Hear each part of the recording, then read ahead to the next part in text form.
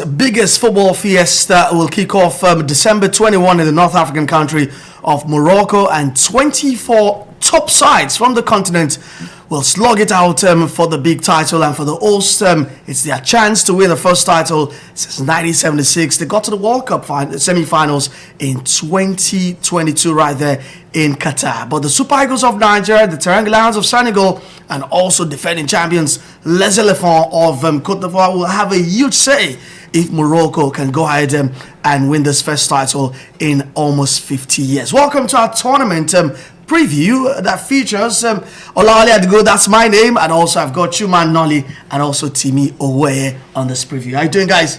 Very good, Wale. Good to be here. Thank you for having us, man. All right, don't forget the format stays the same, and it's still 24 teams, 6 groups. There will be best losers that will proceed to the knockouts. So nothing has changed from the previous one that we did enjoy in Côte d'Ivoire. But let's talk about the host, the Atlas Lions of Morocco, who, interestingly, the name of the mascot is called Assad, which is also a name of one of the players who will probably be getting at the AFCON, the Carthage of Eagles. It's one player to watch out for, Assad. So that's an interesting fact in there. But Chuma, the host got to the World Cup semi-finals in 2022, and that has brought a lot of attention. But they've also lived up to it, right? But do you think that adds an extra layer of pressure on them?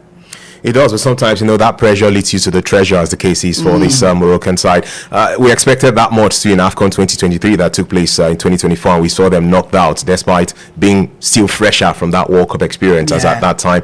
But that's been consistent. We've seen them in the World Cup qualifying series. This team considered just 2 goals. They were unblemished when it came to victories in the World Cup qualifiers, and they've also been able to prove their mettle in different facets of the game. They can brag about having the best player in Africa right now in Achraf Hakimi too, and there's been consistency as to the leadership of the team too. That's something that will work. The same coach who took them to the exploit in Qatar 3 years ago is the man who's still in charge of the side. All of these things will play out in their favor. They are hosts as well, and we know the conversations that have been on social media after the CAF Awards as to CAF and Morocco. I'm not going to say more than that, but all of these things play out in their favor too. We're going to be seeing a bit of lesser lights, which is something I don't buy into, against opposition sides too. All right, don't forget that the hosts are in Group A that features Comoros. It's also got the Eagles of Mali and also the Chipolopolo of Zambia, who are champions from 2012. But still on the champions, just quickly, Tini, how good is this Moroccan side? Well, they are very good. They are very good because you check out how they qualify for the World Cup. 8 games, 8 wins, scoring plenty of goals. Tells you a lot about this Moroccan side. They have quality players. Achraf Hakimi playing for PSG, Brahim Diaz playing for Real Madrid. They have explosive players who can turn games around for them. And like we said, they are hosting this game more or less because Guinea could not host. And so more or less, they will look at it and say, hey, we have the opportunity to win this competition just at our backyard. The last time they won was in the 70s, Olale. I wasn't even born then. And I'm very sure a generation of Moroccan fans didn't see that Nations Cup, didn't see Morocco hoist or lift up the trophy itself. So in all of this, you just have this feeling that they will be gearing to want to win this at home. I think the last Nations Cup in Ivory Coast, it was just surprising that they lost in South Africa. It was really surprising because they really played well. But I think they'll be giving this one a shot. I expect them to go as far as the finals, and I expect them to even win this tournament. So definitely, Chuma, Morocco are one of the teams to beat. Who are the other teams you're tipping to have a go at the title? I think looking at the last set of editions of the AFCON, Algeria champions in 2019. Algeria also one of those North African teams that's qualified for the biggest of stages next year in USA, Mexico, and Canada. Surely Côte d'Ivoire too, a side who were lucky enough to finish third in the group and then somehow still went all the way to win. They had a fantastic record in the World Cup qualifying series as well, which is the most recent set of matches we can use to judge African teams. Côte d'Ivoire did not concede a goal in the qualifying series for the World Cup. That's huge. And for a team to be so blessed with talents that they're not carrying Nicolas Pepe to this tournament, it just shows you the kind of brilliance Adingra is not going into, which is a bit of a surprise. So that's going to be Côte d'Ivoire for me. Senegal, surely there's been consistency around that national team, and I will be forced to mention Nigeria's Super Eagles because of the talent we have individually. As a team, I'm not yet sure of the Super Eagles, but they'll be in the conversation too. Now, Timmy, what about you? Definitely, I will start from where Chuma stopped. Definitely, Nigeria has to be in there. You look at Nigeria, every tournament apart from maybe 2006, they've always got. I mean, maybe 2008 too. They've always got into the semi-finals of the competition. So it's definitely Nigeria, one of the teams to watch out for. Like I said, Morocco will be in there. Never ever rule out the Algerians because they can also be very tricky. They've been out in the doldrums for a while. Fun fact about the Algerians: they are unbeaten in the last 3 group stage edition of the AFCON. They've never lost in the group stages. It tells you a lot. They won it in 2019. They didn't do well in 2023. The one they hosted in 2024. But in all of this, you just have to look at it and say, hey, Algerians will be in there. Egypt, let's not forget Mo Salah is having some issues right now at Liverpool, but he want to prove himself again. He want to tell the world that, hey, even though I'm having issues with Liverpool, I want to make my country proud. In what state of mind do you think Mo Salah goes into the AFCON? We know that things are not going right. Let me stick with you in that before we talk about dark horses and wrap things up. In what state of mind that we've seen how the Egyptian teammates have rallied behind him, saying he's our leader, we're backing him, whatever's happening in Liverpool, Salah is Salah, and nothing changes that. But for the player himself, don't you think he goes to the AFCON needing to prove himself to Egypt? Remember, Jamie Carragher said, for all you've done, you've never won the AFCON with Egypt. Yeah, I think that would be something at the back of his mind, especially those words from Carragher, knowing that he's not done much for the Egyptian national team. But you look at it critically, this Egyptian side, he's always been the one that has carried them all the way through. 2018 World Cup, they couldn't do anything much because he was injured before that tournament. Even the Nations Cup that they got to the final, you always see that Mo Salah has always been an instrumental player for the Egyptian national team. The only problem here is just the fact that they don't always have the edge, that finishing touch to them lifting the trophy. So I feel that going into this tournament, I don't think he has anything to prove. This is a man who has won titles, who has scored goals, who has done plenty of assists. He was the MVP from last season. He had clubs knocking at his door even after the season that he had with Liverpool. I don't think he has anything to prove. What he needs to just go and do for Egypt at this point in time, have a good showing at the Nations Cup, and maybe a better club might just come for him. So do you think that Salah Chuma has produced a statement moment with Egypt, or he needs one at this AFCON? I think for me, it's even more, it's beyond just trying to prove to guys in Liverpool or Carragher that he's that good. I think it's a case of him proving to himself and his countrymen that he's a legend of the game in that territory. Yeah, because for every time we hail Nwankwo Kanu, we talk about the fact that sadly he did not win the Nations Cup with Nigeria. And that's one bragging right Mikel Obi has had over him, that he won the AFCON beyond all of the continental glory at European football level. And for Salah, that's it. Final 2017, final 2021, Senegal stopped them back then. So, and he knows he's in his 30s now. So the pressure on him is, I would like to win the AFCON for myself and my country. I think that's more of it. It's like Didier Drogba, who did not win with Cote d'Ivoire, than trying to prove any point in Liverpool. All right, so I mean, we're done with the title favorites. Who are your dark horses, Chuma? Uganda comes to my mind, not to win the title, Cranes. but but they come to my mind, maybe not to win the title, but as a side who will go far in the competition. Sometimes you look at them and think that they don't have enough quality. But I've seen this team, 10 matches in the World Cup qualifying series, 6 wins, 4 defeats, amassed even more points than Nigeria Super Eagles, even though they were in different groups. And they come into a group where you think, even if you're not top 2, you finish third, you can still qualify as one of the top 3 teams, and anything is possible when you get to the knockout rounds. After all said and done, Nigeria was so perfect in 2021, winning all 3 group games, including beating Egypt, only to lose to Tunisia, who finished third in their group. So there's that opportunity for Uganda. And then I'll just throw in DR Congo, semi-finalist last time out. Yeah. Now they're about to go to the World Cup. Yeah. Uganda and DR Congo for me. Uganda, DR Congo, that's some East African flavor to it, sort of. But for Timmy, are you going West African? Yeah, I will go for Mali first. Definitely, you have to look at them critically. They perennial underachievers, right? They are always doing so much in the group stages. They will play so well, but at the time when you need them most, they just tend to fizzle out in the knockout stage. I think I will still pick them as one of my dark horses for this Nations Cup. Let's not forget Burkina Faso. They have some very good players at this point in time. Breton Traore, who is playing for Sunderland, and they also have another player, I can't remember his name right, but you just have this feeling that Burkina Faso might also just be in there. Remember the last Nations Cup Nigeria won, they got to the finals. It was Nigeria that edged them. And definitely I have to say DR Congo. Hey, who can just not look at DR Congo? Sebastien Desabre, he's done so much for African football. I wanted to have him as the Super Eagles coach. I would have loved it, but then it didn't happen. So for my dark horses, Mali, Burkina Faso, and definitely DR Congo. Sebastien Desabre is on his 12th stint or 12th job in Africa. He knows the continent like the back of his hands. He's managed with that Casablanca. He's managed Lobola. He looks like Claude Delroy. Yeah, it's like a Claude Leroy, right? It's like Claude Leroy. And talk about Claude Leroy. He says he doesn't believe the Super Eagles have got what it takes to win the AFCON. He believes that our firepower up front is not convincing. He said if you score 20 goals in World Cup qualifying in 12 matches, you should be doing better. Yeah. And for that reason, he's not convinced about Nigeria's chances. So sad. But before we wrap up this preview, guys, I want to put you on the spot. Who is winning AFCON 2025? Chuma, you go first. Do we have just one option or two? You have one. Just one. Yeah. Why not finalists? Okay.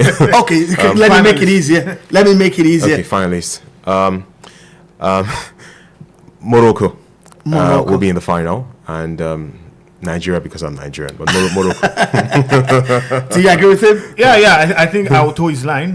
Morocco definitely should win this competition. But then for the other finalists, I'll be looking at DR Congo. All right, some interesting picks from the guys on our tournament preview for AFCON 2025. It begins on the 21st of December when the host Morocco take on Comoros, who have named them a fully foreign-based team for the Africa Cup of Nations. Do well to enjoy the tournament, and it's dirty December. It means that you can have fun, celebrate Christmas, and also enjoy the very best of African football. It's a wrap from us right here.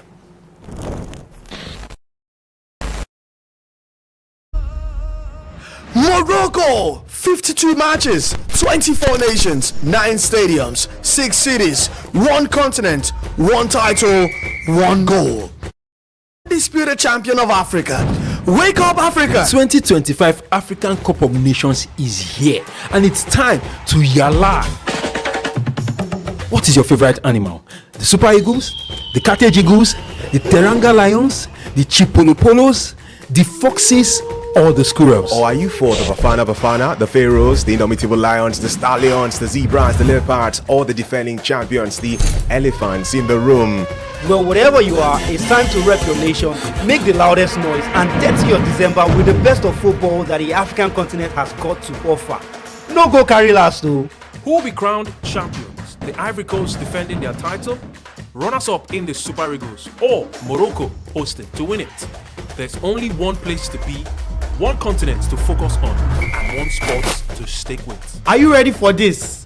Rabat, Casablanca, Marrakech, Fes, Tangier, and Agadir. 6 cities all ready for this continental fiesta. Do not be left out. It's time for Africa. It's time for business. It's time for the 2025 African Cup of Nations. Get ready to yalla!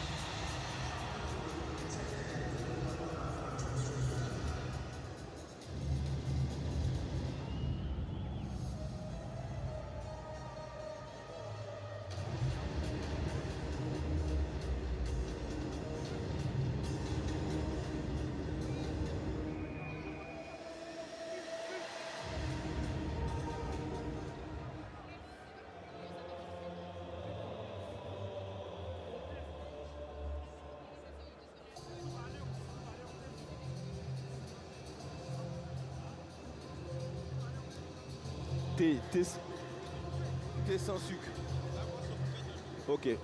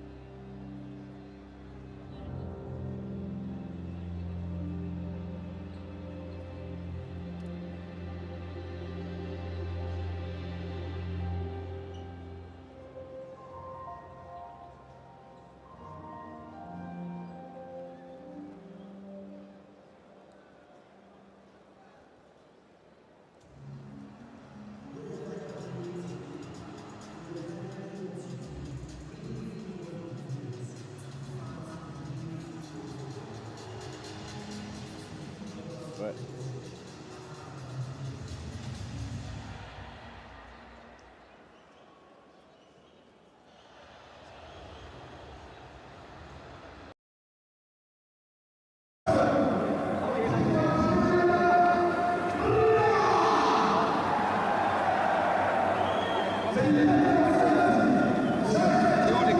The trophy first, the trophy first. D'abord le trophée.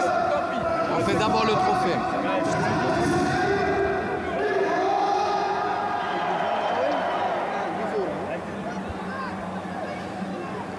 Cette fois-ci, les deux micros vont jouer.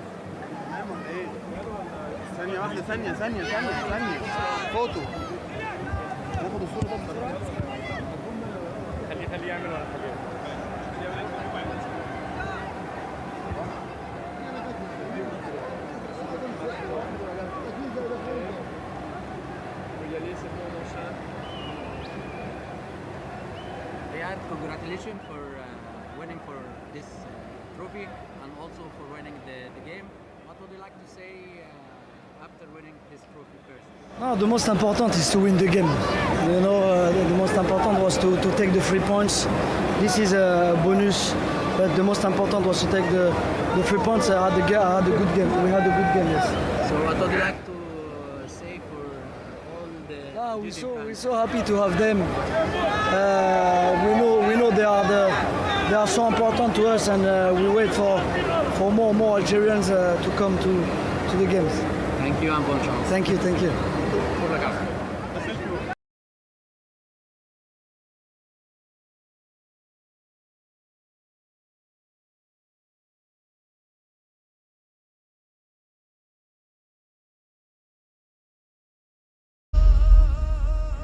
Morocco, 52 matches, 24 nations, 9 stadiums, 6 cities, 1 continent, 1 title, 1 goal.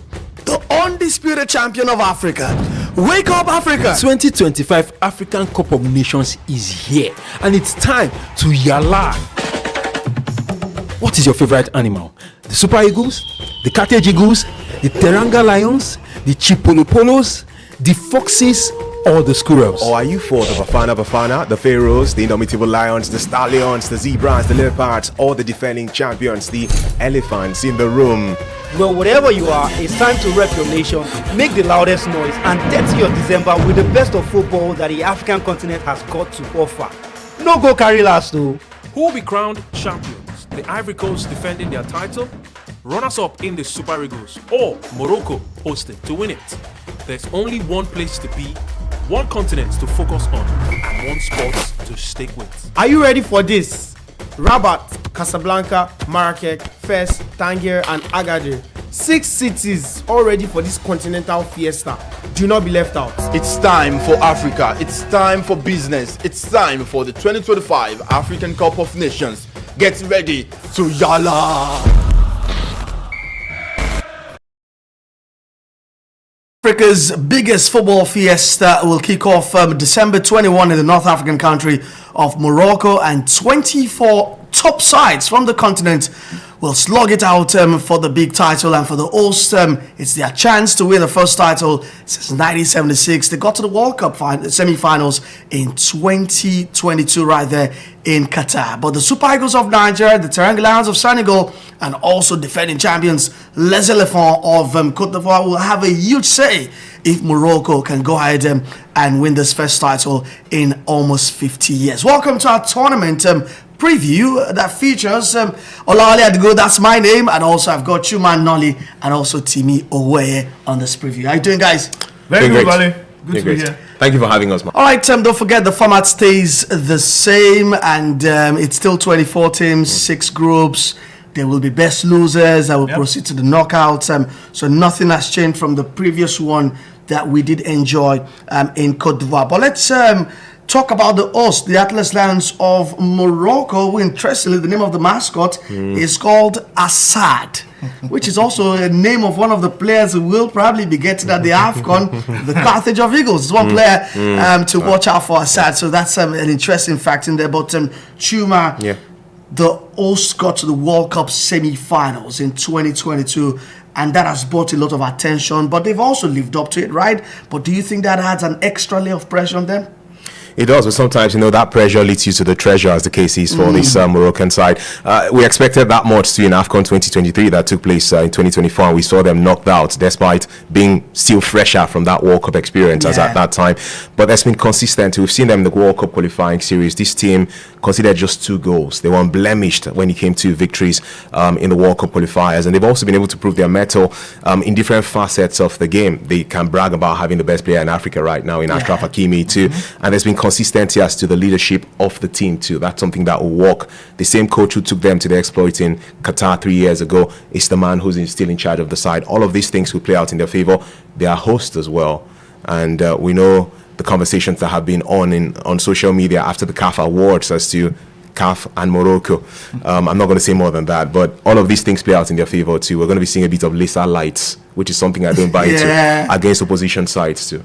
All right, don't forget that the hosts are in Group A that features Comoros. It's also got the Eagles of Mali and also the Chipolopolo of Zambia, who are champions from 2012. But still on the champions, just quickly, Timi, how good is this Moroccan side? Well, already they are very good. They are very good because you check out how they qualify for the World Cup. 8 games, 8 wins, scoring plenty of goals. Tells you a lot about this Moroccan side. They have quality players. Achraf Hakimi playing for PSG, Brahim Diaz playing for Real Madrid. They have explosive players who can turn games around for them. And like we said, they are hosting this game more or less because Guinea could not host. And so more or less, they will look at it and say, hey, we have the opportunity to win this competition just at our backyard. The last time they won was in the 70s, Olale. I wasn't even born then. And I'm very sure a generation of Moroccan fans didn't see that Nations Cup, didn't see Morocco hoist or lift up the trophy itself. So in all of this, you just have this feeling that they will be gearing to want to win this at home. I think the last Nations Cup in Ivory Coast, it was just surprising that they lost in South Africa. It was really surprising because they really played well. But I think they'll be giving this one a shot. I expect them to go as far as the finals, and I expect them to even win this tournament. So definitely, Chuma, Morocco are one of the teams to beat. Who are the other teams you're tipping to have a go at the title? I think looking at the last set of editions of the AFCON, Algeria champions in 2019. Algeria also one of those North African teams that's qualified for the biggest of stages next year in USA, Mexico, and Canada. Surely Cote d'Ivoire too, a side who were lucky enough to finish third in the group and then somehow still went all the way to win. They had a fantastic record in the World Cup qualifying series as well, which is the most recent set of matches we can use to judge African teams. Cote d'Ivoire did not consider goal in the qualifying series for the World Cup. That's huge. And for a team to be so blessed with talents that they're not carrying Nicolas Pepe to this tournament, it just shows you the kind of brilliance Adingra is not going into, which is a bit of a surprise. So that's going to be Cote d'Ivoire for me. Senegal, surely there's been consistency around that national team, and I will be forced to mention Nigeria's Super Eagles because of the talent we have individually. As a team, I'm not yet sure of the Super Eagles, but they will be in the conversation too. Now, Timmy, what about you? Definitely, I will start from where Chuma stopped. Definitely, Nigeria has to be in there. You look at Nigeria, every tournament apart from maybe 2006, they've always got, maybe 2008 too, they've always got into the semi-finals of the competition. So it's definitely Nigeria, one of the teams to watch out for. Like I said, Morocco will be in there. Never ever rule out the Algerians because they can also be very tricky. They've been out in the doldrums for a while. Fun fact about the Algerians, they are unbeaten in the last 3 group stage edition of the AFCON. They've never lost in the group stages. It tells you a lot. They won it in 2019. They didn't do well in 2023. The one they hosted in 2024. But in all of this, you just have to look at it and say, hey, Algerians will be in there. Egypt, let's not forget Mo Salah is having some issues right now at Liverpool, but he want to prove himself again. He want to tell the world that, hey, even though I'm having issues with Liverpool, I want to make my country proud. In what state of mind do you think Mo Salah goes into the AFCON? We know that things are not going right. Let me stick with you in that before we talk about dark horses and wrap things up. In what state of mind? That we've seen how the Egyptian teammates have rallied behind him, saying he's our leader, we're backing him, whatever's happening in Liverpool, Salah is Salah, and nothing changes that. But for the player himself, don't you think he goes to the AFCON needing to prove himself to Egypt? Remember, Jamie Carragher said, for all you've done, you've never won the AFCON with Egypt. Yeah, I think that will be something at the back of his mind, especially those words from Carragher, knowing that he's not done much for the Egyptian national team. But you look at it critically, this Egyptian side, he's always been the one that has carried them all the way through. A 2018 World Cup, they couldn't do anything much because he was injured before that tournament. Even the Nations Cup that they got to the final, you always see that Mo Salah has always been an instrumental player for the Egyptian national team. The only problem here is just the fact that they don't always have the edge, that finishing touch to them lifting the trophy. So I feel that going into this tournament, I don't think he has anything to prove. This is a man who has won titles, who has scored goals, who has done plenty of assists. He was the MVP from last season. He had clubs knocking at his door even after the season that he had with Liverpool. I don't think he has anything to prove. What he needs to just go and do for Egypt at this point in time, have a good showing at the Nations Cup, and maybe a better club might just come for him. So do you think that Salah Chuma has produced a statement moment with Egypt, or he needs one at this AFCON? I think for me, it's beyond just trying to prove to guys in Liverpool or Carragher that he's that good. I think it's a case of him proving to himself and his countrymen that he's a legend of the game in that territory. Yeah, because for every time we hail Nwankwo Kanu, we talk about the fact that sadly he did not win the Nations Cup with Nigeria, and that's one bragging right Mikel Obi has had over him, that he won the AFCON beyond all of the continental glory at European football level. And for Salah, that's it. Final 2017, final 2021, Senegal stopped them back then. So, and he knows he's in his 30s now. So the pressure on him is, I would like to win the AFCON for myself and my country. I think that's more of it. It's like Didier Drogba, who did not win with Cote d'Ivoire, than trying to prove any point in Liverpool. All right, so I mean, we're done with the title favorites. What are your dark horses, Chuma? Uganda comes to my mind, not to win the title, Cranes. but but they come to my mind, maybe not to win the title, but as a side who will go far in the competition. Sometimes you look at them and think that they don't have enough quality. But I've seen this team, 10 matches in the World Cup qualifying series, 6 wins, 4 defeats, amassed even more points than Nigeria Super Eagles, even though they were in different groups. And they come into a group where you think, even if you're not top 2, you finish third, you can still qualify as one of the top 3 teams, and anything is possible when you get to the knockout rounds. After all said and done, Nigeria was so perfect in 2021, winning all 3 group games, including beating Egypt, only to lose to Tunisia, who finished third in their group. So there's that opportunity for Uganda. And then I'll just throw in DR Congo, semi-finalist last time out. Yeah. Now they're about to go to the World Cup. Yeah. Uganda and DR Congo for me. Uganda, DR Congo, that's some East African flavor to it, sort of. But for Timmy, are you going West African? Yeah, I will go for Mali first. Definitely, you have to look at them critically. They perennial underachievers, right? They are always doing so much in the group stages. They will play so well. But at the time when you need them most, they just tend to fizzle out in the knockout stage. I think I will still pick them as one of my dark horses for this Nations Cup. Let's not forget Burkina Faso. They have some very good players at this point in time. Breton Traore, who is playing for Sunderland, and they also have another player, I can't remember his name right, but you just have this feeling that Burkina Faso might also just be in there. Remember the last Nations Cup Nigeria won, they got to the finals. It was Nigeria that edged them. And definitely I have to say DR Congo. Hey, who can just not look at DR Congo?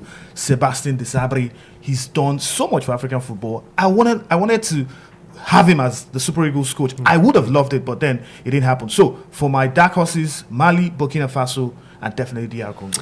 Sébastien Desabre is on his 12th stint or 12th job in Africa. He knows the continent like the back of his hands. He's managed with that Casablanca. He's managed Lobola. He looks like Claude Leroy. Yeah, it's like a Claude Leroy, right? Claude Leroy. And talk about Claude Leroy. He says he doesn't believe the Super Eagles have got what it takes to win the AFCON. He believes that our firepower up front is not convincing. He said if you score 20 goals in World Cup qualifying 12 matches, you should be doing better. Yeah. And for that reason, he's not convinced about Nigeria's chances. So sad. But before we wrap up this preview, guys, I want to put you on the spot. Who is winning AFCON 2025? Chuma, you go first.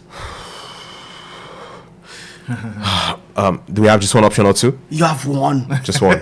Yeah. Why not finalists? Okay. Okay. Let me make it easier. Okay, finalists. Morocco will be in the final, and Nigeria because I'm Nigerian, but Morocco. Do you agree with him? Yeah. I think I will toe his line. Morocco definitely should win this competition. But then for the other finalists, I'll be looking at DR Congo. All right, some interesting picks from the guys on our tournament preview for AFCON 2025. It begins on the 21st of December when the host Morocco take on Comoros, who have named them a fully foreign-based team for the Africa Cup of Nations. Do well to enjoy the tournament, and it's dirty December. It means that you can have fun, celebrate Christmas, and also enjoy the very best of African football. It's a wrap from us right here.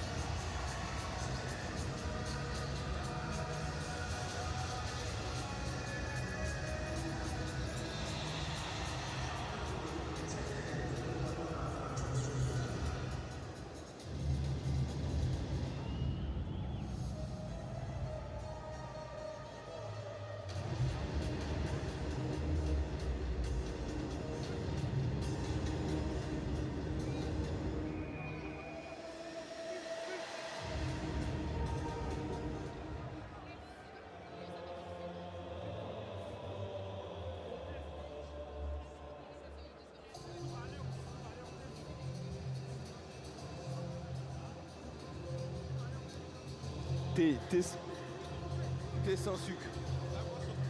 Ok.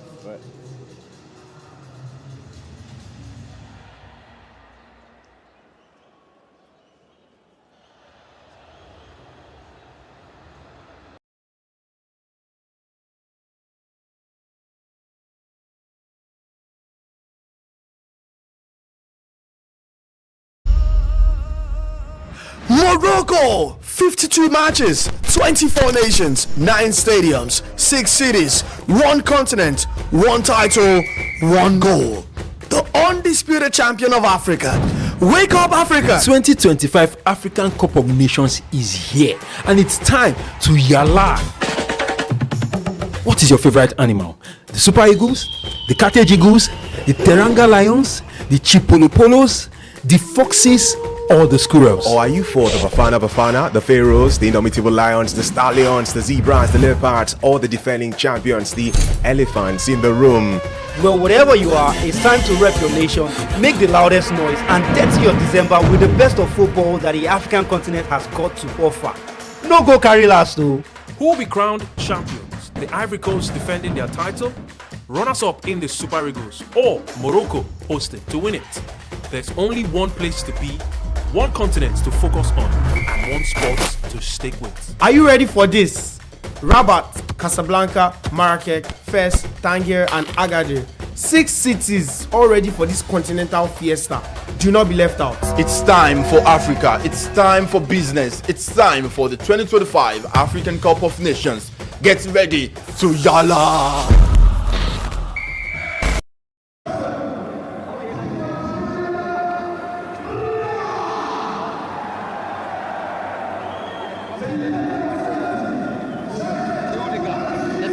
Le trophée first.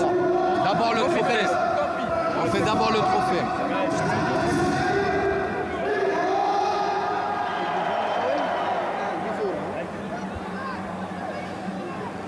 Cette fois-ci, les 2 micros vont jouer. Photo.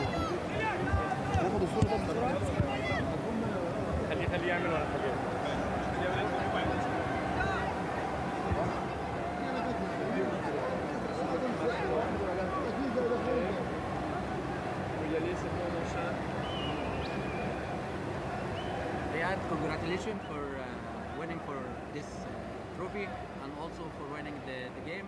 What would you like to say after winning this trophy first? No, the most important is to win the game. You know, the most important was to take the 3 points. This is a bonus, but the most important was to take the 3 points. I had a good game. We had a good game, yes. So what would you like to say for all the we're so happy to have them. We know they are so important to us, and we wait for more Algerians to come to the games. Thank you and bon chance. Thank you. Morocco, 52 matches, 24 nations, 9 stadiums, 6 cities, 1 continent, 1 title, 1 goal.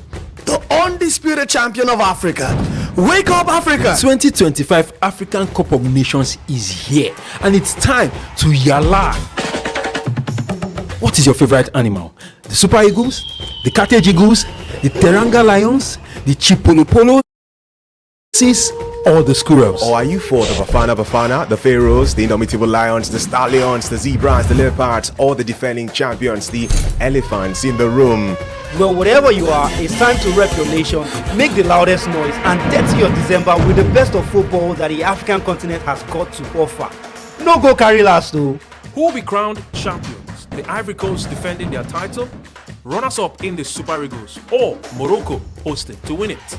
There's only one place to be, one continent to focus on, and one sport to stick with. Are you ready for this? Rabat, Casablanca, Marrakech, Fes, Tangier, and Agadir. 6 cities all ready for this continental fiesta. Do not be left out. It's time for Africa. It's time for business. It's time for the 2025 African Cup of Nations. Get ready to Yala!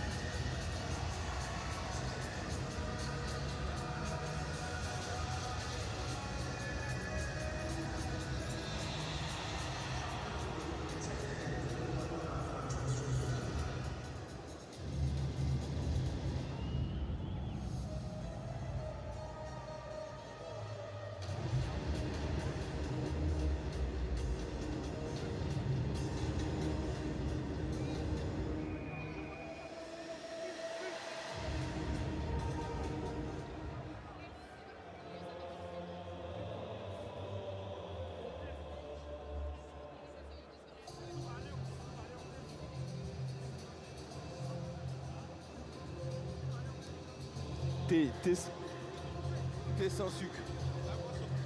Ok.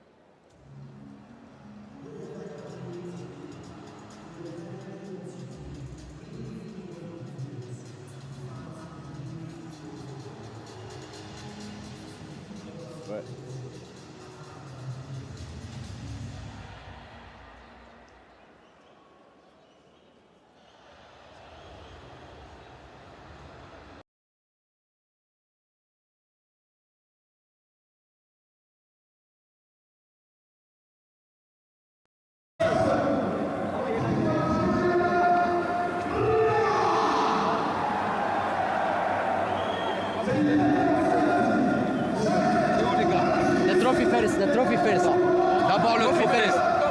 On fait d'abord le trophée.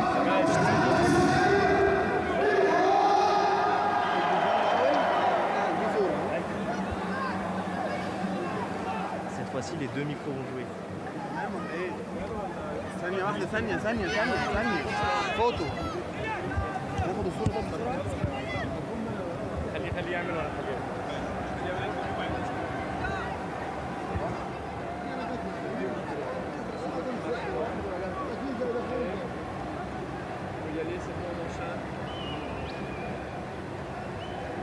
Congratulations for winning for this trophy and also for winning the game. What would you like to say after winning this trophy first? No, the most important is to win the game. You know, the most important was to take the 3 points. This is a bonus, but the most important was to take the 3 points. I had a good game. We had a good game, yes. So what would you like to say for all the? We're so happy to have them. We know they are so important to us, and we wait for more Algerians to come to the games. Thank you and bonne chance. Thank you. Pour la carte.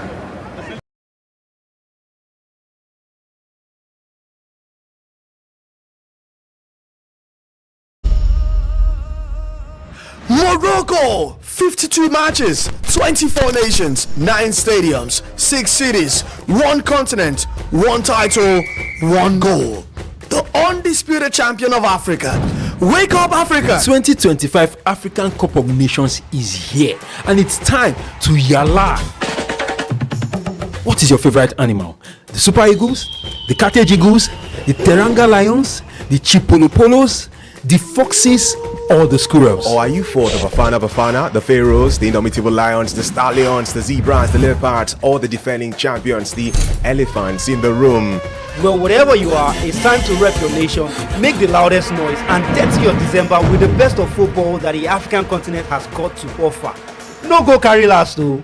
Who will be crowned champions? The Ivory Coast defending their title, runners-up in the Super Eagles, or Morocco hosting to win it? There's only one place to be, one continent to focus on, and one sport to stick with. Are you ready for this? Rabat, Casablanca, Marrakech, Fes, Tangier, and Agadir. 6 cities all ready for this continental fiesta. Do not be left out. It's time for Africa. It's time for business. It's time for the 2025 African Cup of Nations. Get ready to yalla!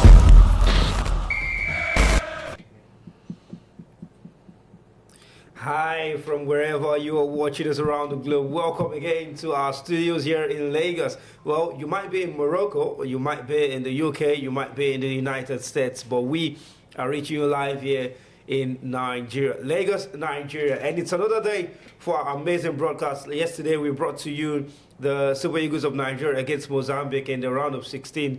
Well, 2 more games to go in the round of 16. We're bringing you the first game for today. 2 opponents who have a score to settle against Nigeria. But then, first of all, I'd like to say a very big welcome. Thank you to everybody who has stuck with us from the start of the tournament to this point in time. It's been amazing doing this alongside with every one of you, having you on our broadcast. My name is Samuel Bamishebi, Sammy Bam, and I'll be your host for today. But I will not be alone. I'll be joined in a couple of minutes by my guest, who is going to be the caller on the broadcast today. Remember that you can always call us on our numbers. It's going to be scrolling on the screen here.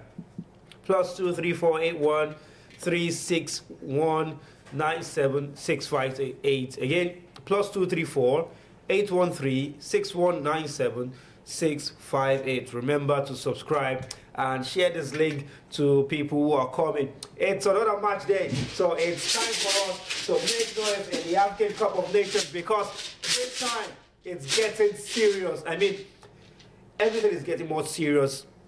Teams are getting knocked out now. We've seen Tunisia get knocked out. Nigeria's taking Mozambique back to the cleaners. Teams are getting bundled out. So it's a very serious part of the competition. At a point, Nigerians were, doing the banter drum. 1 + 1 is 2, snooker. And what that means is South Africa has gone home. I know that our South African subscribers will not be happy to hear that, but South Africa has gone home. And that's the beauty of the African Cup of Nations. Nobody is left out. Mali are through to the quarterfinals, and guess what? They are yet to win a single game on regulation time. Draw, even in the round of 16. So it's crazy, really. You can be the best team and get knocked out. Nigeria has avoided that. Now we have to face another team, which is Algeria. Today, will they get knocked out after winning all their group games? Well, thank you for joining us today on our broadcast. Once again, my name is Samuel Bamishebi, your host for today. Welcome to our broadcast here. Future game for you is Algeria against DR Congo. Yes, Algeria and DR Congo. Algeria alongside Nigeria were the only two teams that finished the group stage with a perfect record. 9 points out of 9 points, won 3 of 3 games. They were able to score 7 goals, which was actually fantastic. I think 3-1 in the first game, 1-0 in the second, and then another 3 goals in the third game. So they've been scoring a lot of goals. They're doing so well at the moment, and you definitely cannot write them off. They're one of the favorites, especially when you've got Mahrez, a name that Nigerians do not want to hear. A name that Nigerians do not want to hear. Tell me in the comment section, what do you remember about Mahrez, guys? He's a fantastic player. You remember from his time in the Premier League, So in the AFCON as well, Nigerians can remember that free kick. Daniel Apeyi was in goal. I think that was some years back, and Algeria knocking Nigeria in added time, 90 plus 4 minutes. That free kick, there's a score to settle in the next round, irrespective of whoever goes through. I mean, if it's DR Congo denied Nigeria a place at the World Cup after they met in the playoffs. It ended in a draw, but DR Congo won that game on penalties. So what that means is, whichever of these two teams come to the quarterfinals to face Nigeria, because the winner here faces Nigeria, agenda day, scores to settle day, is going to be a blockbuster, and I bet you don't want to miss our broadcast here from our studios. It's 10 minutes to kick off. The next game for today is going to be Cote d'Ivoire against Burkina Faso. We will be bringing the game. We won't be bringing the game to you live here, but we will be giving you all of the content as it comes out from Morocco as well on our social media. So do well to follow us on our social media, where you will find content on the game. This game is going to be going on at the Prince Heritier Moulay El Hassan Stadium in Rabat. Yes, yesterday's game was played in Fes, the Complex Sportif de Fes. Today is coming to you from Rabat. And the round of 16, the quarterfinals will have games going from different centers. Again, Nigeria will travel into Marrakesh to face whoever goes through in this game. So very soon we'll bring to you the lineup, but just before then, let's just talk through some of the very important things to note in this game here today. I mean, I talked about the 9 points perfection. They said it was a 9 points course. Teams that finish with 9 points in the group stage always have a problem going through in the round of 16. There have been a few games a few countries to prove that. I think the producer will have the graphics on the screen very soon. The 9 point course that Nigeria seemed to have escaped yesterday after having a perfect record. First, this is the road to the final. The 9 point course. I think at that one we have that's it. Egypt in 2019. 3 points, 3 games, 3 wins, eliminated a round of 16. Nigeria in 2021. You cannot forget that one as well. Eliminated in the round of 16. It was going well for Nigeria until that game, in the round of 16. I think that was against Tunisia, 1-0. Iwobi came on and got a red card. And then there was Senegal, in 2023. In 2025 now, it was both Nigeria and Algeria. So Nigeria has passed through that phase. So the course for Nigeria has been broken. Now the question is how Algeria will navigate this one. They're not a small side, Algeria. They've got quality in their squad with players coming from all around the globe. Mahrez has 2 goals already in this competition. So 2, 3, he has 3 goals, I beg your pardon, in the competition, So they've got quality in their squad. all around. There's Rami Bentabani, who is from Borussia Dortmund, you know. So if they want that quality, it's quite there in the squad. Might not be as elite as some of the previous Algerian squad, but they certainly would not forget the quality that they have inside. But then that's just 9 points. That's just 9 points, because I guess at the end of the day, it's just a farce. It's just a facade that some people try to, you know, get their minds off. Remember, you can call us the studio. Yeah, the number will go on your screen, so you can join the discussion. Let us know what your thoughts are. Plus 23481 3619 7658. You know, just give us a call. Let's get your prediction for the game today, Algeria against DR Congo. Apologies if my voice is not coming out as clear as I think it is. I'm just down with a little flu, but the game has to go on. And then Nigeria escapes the 9-point curse. But how will Algeria do today? I really can't predict how this one is going to go. It's a big game. It's really, really big. Algeria against DR Congo. DR Congo had a fantastic time. DR Congo currently are on an 8-game unbeaten run. In that, is it 8 or 10? And in the space of that, they've won 8. They've only played 2 draws. And one of the last time they got defeated was in September, and that was against Senegal. And they met Senegal in the group stage of this AFCON again.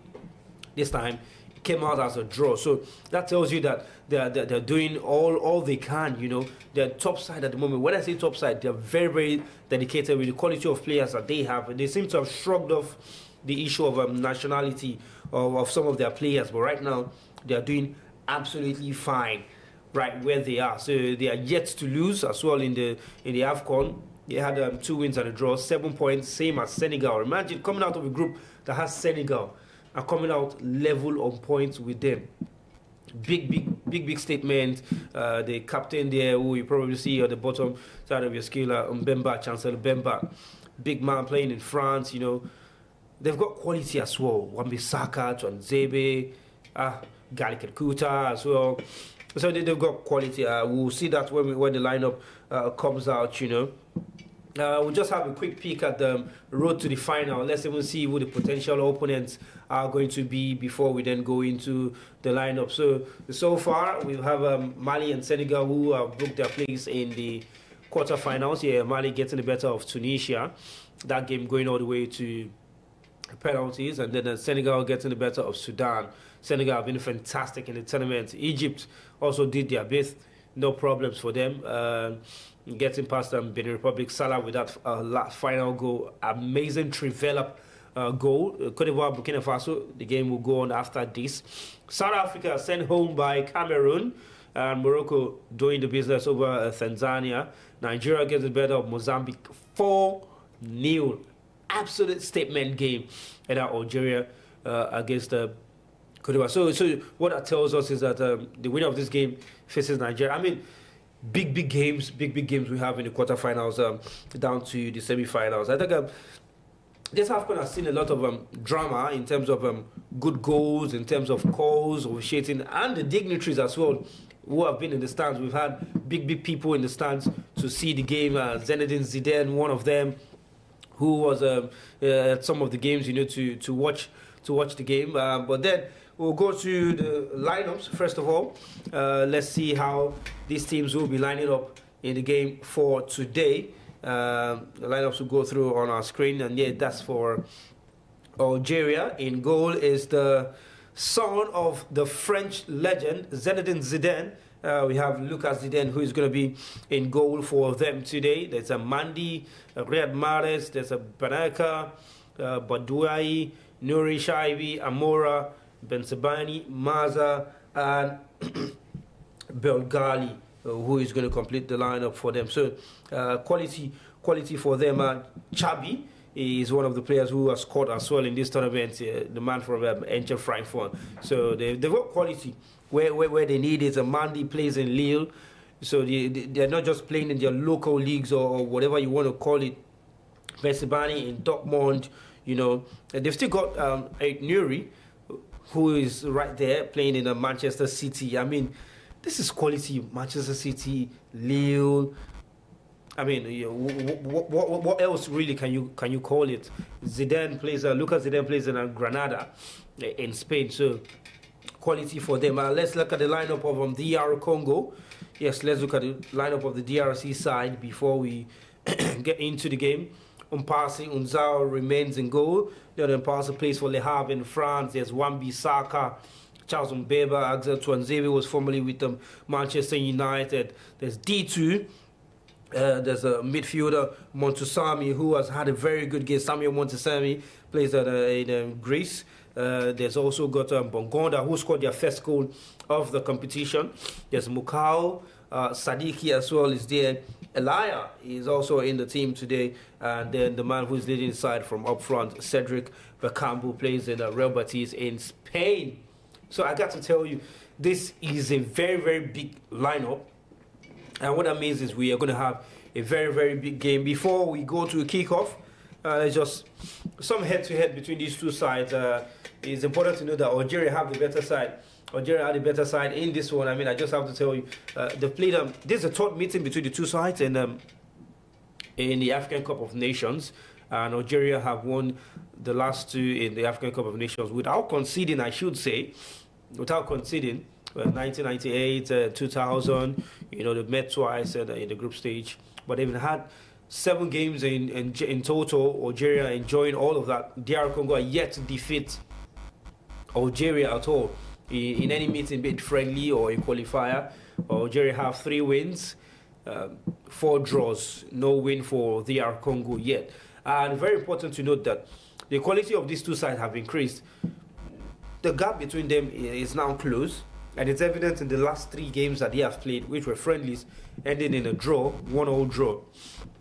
So what that tells you is that it's not going to be a whitewash. It's certainly not going to be a whitewash. So we'll be taking you very soon to the Prince Héritier El Moulin El Hassan Stadium, I beg your pardon, in Rabat, where this game is going to be getting underway in a couple of minutes from now. You know that the pre-match formalities are currently ongoing. Players on the pitch having their pictures, and the referee is Mahmoud Mansour. He's from Egypt. Egyptian referee is going to be assisted by Mahmoud Abdul Regal and Hassan Agir, also from Egypt. The captains are exchanging pleasantries as the pre-match formality goes.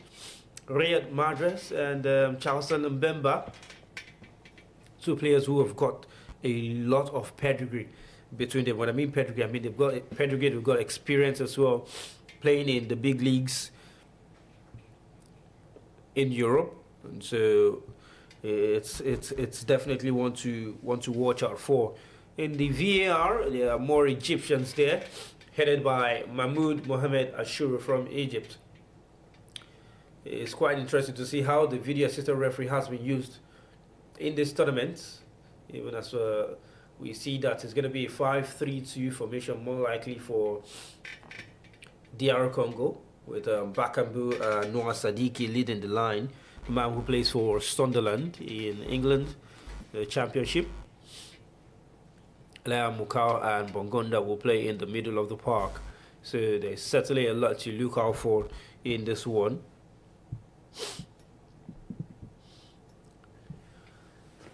So key players certainly have been mentioned in the lineup. Mbemba, Mahrez, Bongonda, Wan-Bissaka. I mean, I think I would like to see the battle between Wan-Bissaka and Riyad Mahrez. So please, in the comment section, to tell us what you think who is going to win this game. I mean, who is going to win this game? Who is going to come out top in this game? Because it's one is absolutely one to look out for. Drop your score predictions. Let's see who you think will make the quarterfinals. Don't make your predictions based on who you want Nigeria to face. So let's see as the game gets underway now. DR Congo gets us underway here live at the Prince El Moulay Stadium in Rabat. But we're reaching you live from Lagos, Nigeria. It's a throw into DR Congo on the far side. Kayembe to take this one in. And how exactly they set up is going to be important to note. It's headed out by Algerian defense. It's going to be another throw to Algeria. bit. You just see Mahrez dictating play. He's the first man in the defensive line. Here's Kayembe once again. Go all the way back to the captain, Mbemba, the man who plays in Lille in France. And then to goalkeeper Mpasi, who's been in goal for all the games so far in the competition. Yet to taste the defeat. GRC come forward on the right hand side. Sadiki driving into the middle is appended. Algeria in possession now. Mahrez just calling for the ball on the far right hand side, and great skill this time. And still possession with Algeria, eventually thwarted. Wan-Bissaka puts it forward, and Sadiki can't keep it under control, and Algeria will go all the way back to Luka Zidane, a young man who has drawn attraction from his father in the stands in all of the games of Algeria, the great Zinedine Zidane of France.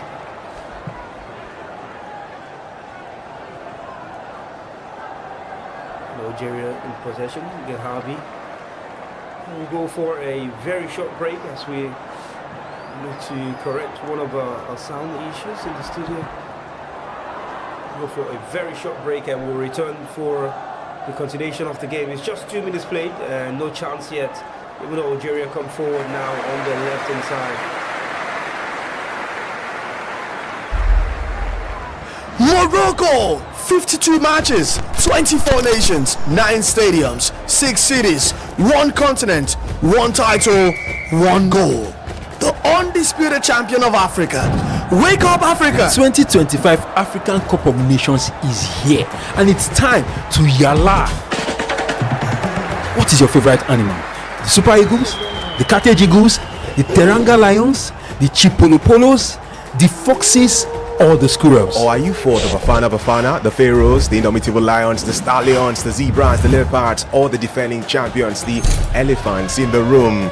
Well, whatever you are, it's time to rep your nation, make the loudest noise, and 30th December with the best of football that the African continent has got to offer. No go carry last though. Who will be crowned champions?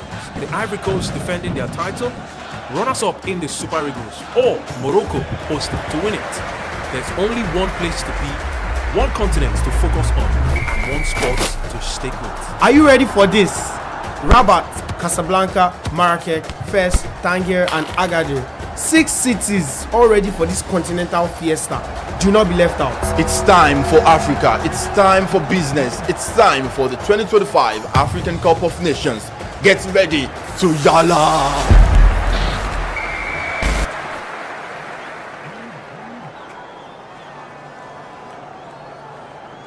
Welcome back to our studios. We do apologize for that brief break in our coverage. We'll get back to the game now, but I'm joined now by Onye, who was supposed to be here, but you know Lagos now. Lagos is the thing, but welcome. It's good to have you here with me in the studio. Great to be here, Sammy. I'm so sorry for coming in late. I didn't miss anything, did I? I'm sure. Well, no action yet on the screen, but it's time to make your debut on our program, on our vivx live broadcast. Yes, I'm so glad to be here right now to bring a lot of football fans up to speed with all that is happening at the Cup of Nations. And when we have Algeria and DR Congo at this time going head to head, 2 teams that we felt were favourites, and I'm wondering how they were paired together in the round of 16. You know, tournament football, that's always how it is. Now, one of these guys have to get knocked out. It's that stage where whoever is favourite, big people get knocked out. Now anybody can go home.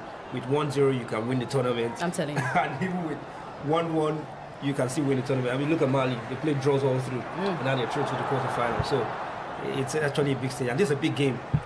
Especially remembering that any of the sides now will be our next opponents for Nigeria's next opponent. It's like memory. We remember 2019. Both of them are familiar foes with Nigeria. You know, 2019, Algeria, and the playoffs. The African playoffs, we had DR Congo. So it's like whoever is going to be the team that would go through to the quarterfinal will sure bring some memories to Nigeria. Absolutely. They won't forget some names like some Red Mahrez. That free kick will be ringing very, very loud in the ears of Nigerians. Definitely. If Algeria were to go through, but then they will have to first go through the DR Congo side, who has been very resolute, coming up 7 points from the same group with Senegal. Fantastic performance. Yes, fantastic performance indeed. And I noticed that DR Congo have had just one loss. You know, in 11 victories that they've got, 2 draws, and that one loss coming from Senegal. This competition, that's the draw in this competition, and that of the World Cup qualifiers. So you can see that they have a clean one going into this competition. And the coach of the side, this is the first time he's taken DR Congo to the African Cup of Nations. He would want to do something exceptional, you know, with their run from the African playoffs. Now they're going to the intercontinental playoffs, and now they're in the round of 16. It's something to brag about. I'm hoping that this Algerian side can, you know, crack this ball, you know, against DR Congo. Are you tipping them to win it? I'm indifferent about whoever wins this one. I think the better side will win, but both sides have been really compact coming through to this round of 16. We know how Algeria had a clean one, 3 games from the group matches, being the second team close to Nigeria that finished clean in their group, heading up to this round of 16. And DR Congo were in a group that has got powerhouses like Senegal, you know, and it's a physical team. They know how to stretch whoever opponent that they're going up against. That's correct. And well, Real Mahrez almost latching onto a very long pass, and that's one man you don't want to get close to the ball in your box, really. And free kick to DRC, just clutching onto his Achilles. It should be no problem for the captain, Chancellor Mbemba. Just a foul there by Amora. Just a little hit on the back of the leg there. A little hit that can work in the favor of DR Congo if he stays down that long.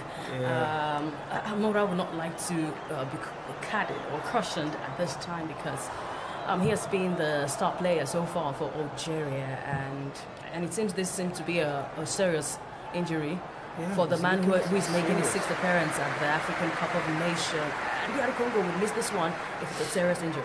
Well, they will hope that he's able to get back with the game, and is aging already, so tackles like this can actually mean more than it looks. While Petkovic just gets some rolled out to Riyad Mahrez, the danger man for Algeria, and he has the same figure of somebody who's so lanky and can't do anything but get him on the ball, and you see some magic here. Yes, Riyad Mahrez having that experience from lifting the 2019, you know, Cup, and this team Algerian team is a mix of experience. 3 players coming from the team that won in 2019, and other 3 you can see more newbies, and will be looking to cement their stay in the Algerian team and also create a record, because Petrovic is not here to play. He has said so that he's not underestimating this DR Congo side. We're looking at what this whole encounter, but so far seeing that both sides are on the same pedestal. We've not seen one press that much. We're looking to see what the balance would be between these 2 sides.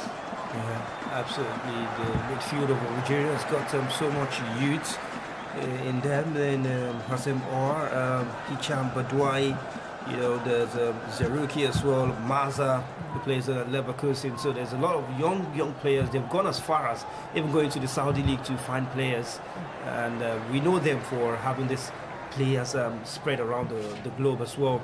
Here's Algeria coming forward on the left-hand side.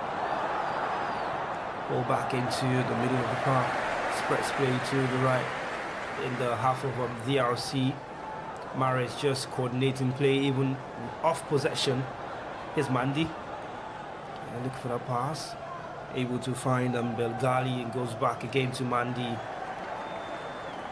And still controlling it. It's been a balanced game so far. Just 10 minutes on the clock, yet to see any clear-cut chances. Algeria just doing the patient build-up and patient approach. You always fancy that Algeria were going to be the team with possession in this game, certainly. Yes, one would have thought that they would control this game more than DR Congo. But looking at it so far, the Algerian side are losing 2 men. Important players, Nori, they've got another who's out, but it's looking like this team have would survive without these two players who are absent from the squad. And looking at the fact that they've got one man they can always bank on, the goalkeeper of the side, who is Zinedine Zidane's son, and they are sure to press more. But I'm not seeing that in this game, you know. This game has been balanced so far between both sides. Yeah, quite physical. Hoping that we can see one who will control. Now this time Amora is on the receiving end. It seemed to have been pulled to the ground by Bakambu. Very, very physical that time. Was even inside the box. That's a severe one. Masumi just stepping on his boots, and that one has come off. And they'll be hoping that Amora doesn't have to come off, really. And it wasn't really an intention of us. So I'm sure we've seen a card out yet. It's a very physical game, and that's the side of DR Congo that everybody seems to know. They go very physical, toe to toe. They close you man for man, just ensure that the opponent don't get any far. If you see the way the ball was coming out, he could have flicked it, and that was something that Nigeria will remember. That goal by Sebastian Haller in Côte d'Ivoire. Yeah. In the final of the African Cup of Nations, you do not have to bring that nostalgic, sorry, feeling, because we're still reeling from that loss, and then we were handed this no-show for the 2026 World Cup after that African playoff. So it's been like back-to-back for the Super Eagles of Nigeria. They seem to be flying high now. For now, because for them to do that in 4 games, that's a long time to fly high. It's a long time to fly high indeed, and they've really announced themselves, meaning that the next opponent for them, which will be either of these teams that we see on display right now, they would want to be intentional with the Super Eagles of Nigeria. It's the question if they can hold their own and then maintain that momentum. The other Congo fans over here, they've announced themselves, even with that man who stands still, having to eulogize. I'm waiting for the camera. Yeah, I'm waiting for the cameras to pick him up. It was such a fantastic gesture, really, but it's quite difficult to stand at the same position all through the game. He has become a brand right now. He has become a brand. He's the talk of the African Cup of Nations at the moment, and he has become even a celebrity. Everybody wants to be. I think you can say that. I think you can say that. So away from the other Congo players, we have the fans already announcing themselves. All right. There's a throw into Algeria. Elia just asking the referee how that one hasn't gone in his favour. Just the last touch came off him. I mean, but then the footballers will always be footballers, you know. It's bonded into the air. Algeria looking to clear. Only as far as Basumi, and now Mbemba chases down, able to keep the ball under control. Doesn't need to go to his goalkeeper. Goes forward, and Bakambu would chase and wins a throw-in. The referee has given it as a free kick to Algeria. Just a little too physical in that pursuit of the ball. Yeah, first class us into the man from behind, and the referee not letting that one go. It's a free kick to Algeria, and this kind of football is going to be a problem for Algeria, who like to play ball on the ground and play free-flowing football when you're always being stomped to the ground, and every time you get the ball, I think it just puts them on their heels, really, to see that someone is behind them. Yes, I'll be looking at what Petrovic can do differently now. Looking at how this game has panned out. 14 minutes, over 14 minutes played right now. If he would have to make a little bit of changes early on the game, because we're seeing that both sides they're trying to just find a balance. They're trying to one is trying to get ahead of the other. That's what you're doing right now. But it seems DR Congo are trying to hold this Algerian team down, and I think they're succeeding in doing that. Yeah, a quarter of an hour played, no shot on target for either side. Here's a Luka, plays a short pass, looking for his man in Benaka. And Algeria still just trying to get stable with things. Free kick in a very, very dangerous position. There's a chance to really whipping across and get bodies behind the ball now for Algeria. You don't want to give away set pieces close to the box, really. That's something that really bad tackle. DR Congo will have to learn from this one if they survive this free kick. You don't want to be in this position where Algeria has a free kick. Remember, just ask Nigeria. Go on that WhatsApp group and ask Nigeria how it was. Especially when Mahrez, he understands this. He knows how to well take this well placed. DR Congo should watch their sides at this time. Well, they will need to watch their sides, and even as you watch us, do remember you can call us and share your thoughts on the game. The numbers are on your screen: +234 813 619 7658. Also subscribe to our YouTube channel. Let's get back into the game. Drop your comments as well in the comment section. Let's know what your thoughts are on the game and what's your prediction. Remember, the winner of this game faces Nigeria, so this game is very important to Nigeria. So free kick. Mahrez whips it out to the near post. It comes off his man and goes out of play for a goal kick. It wasn't exactly the plan. Yeah, that was not a well taken one. This would have just been, that's the frustration and the height of, come on. This would have been a big chance for them, to get ahead of DR Congo. Over 16 minutes played in this encounter. Well, it's not happening easy for anyone.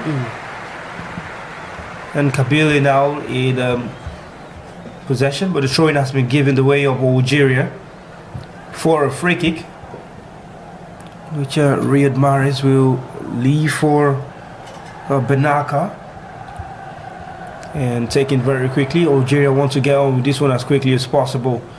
Remember that this game there has to be a winner, so 90 minutes can become 120 minutes, as we've seen already in the competition. I think Mali played all through to the extra time.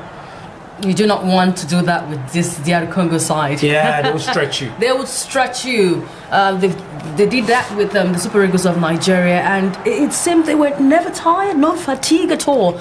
They kept going and going until 120 minutes. So you do not want to get to that level. If I have to advise this Algerian side, the Desert Foxes don't have to get to that level with these players, DR Congo, because they know their onions when it gets past 90 minutes.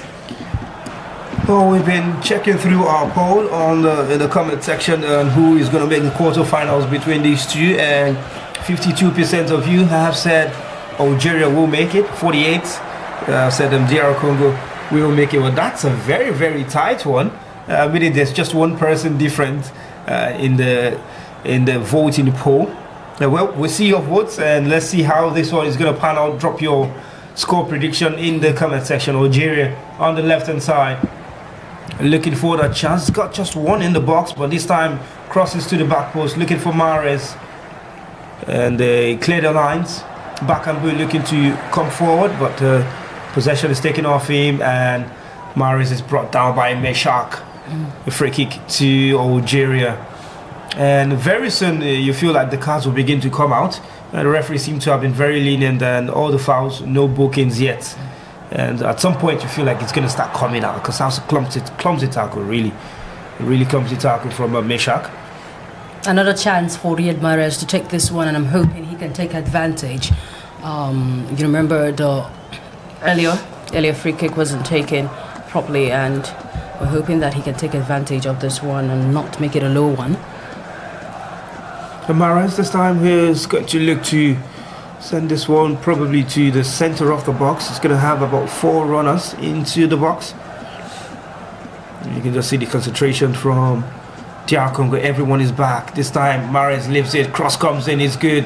Headed out by Bongonda. And even further away as DR Congo are looking to break quickly, but doesn't happen for them this time. And out of play for a throw to DRC.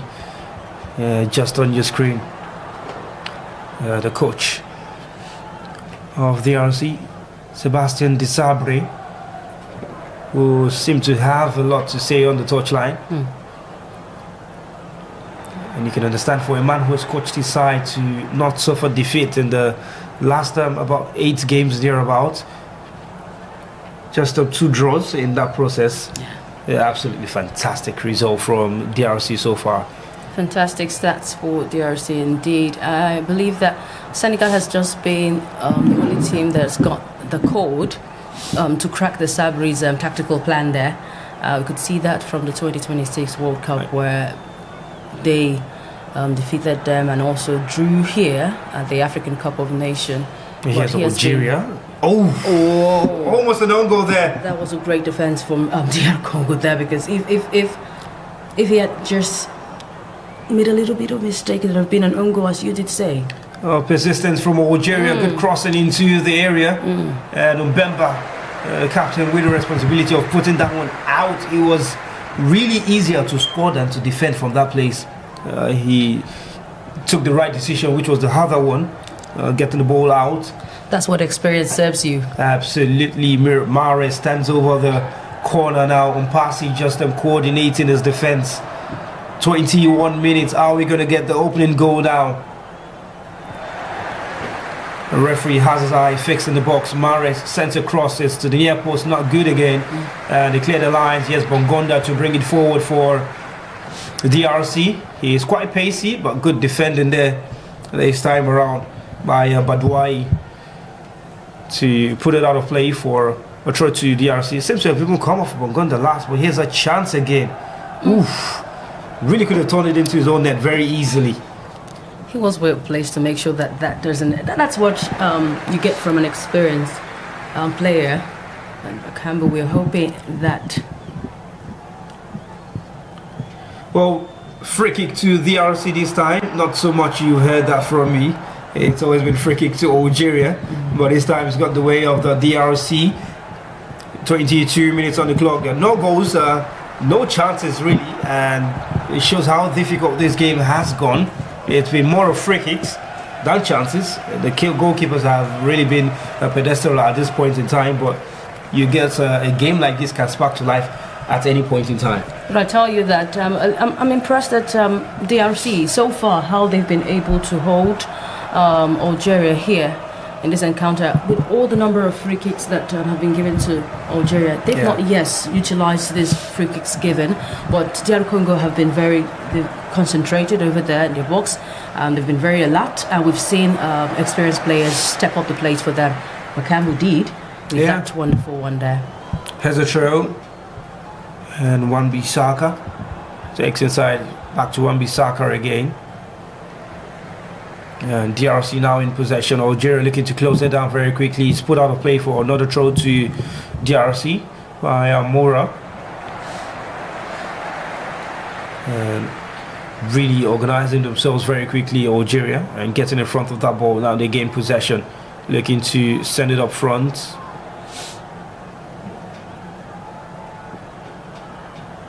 Oh, this game is coming to you from the Prince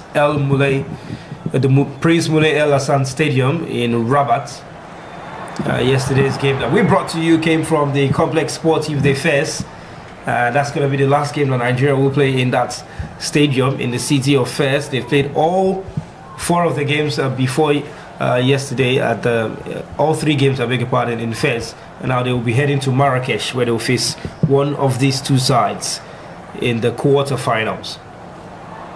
And if they win, well, they'll remain in Marrakesh again before traveling to Rabat for the finals.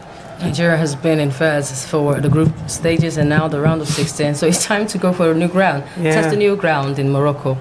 Cross comes in, headed out by Kayembe. Back to Algeria now. They retain possession. Oh, they find a pass in behind the defense. A chance to send one inside, but good defending. Putting bodies on the line. Wan-Bissaka at that instance. Oh, Bakambu just steals in front of the defender. Oh, here they come forward now. DRC with a big chance. It's 2 against 3. He goes to red for goal and seemed to have maybe got something off the arms of Zidane. Oh, that's how they can hurt you. They go for every ball. Cedric Bakambu there.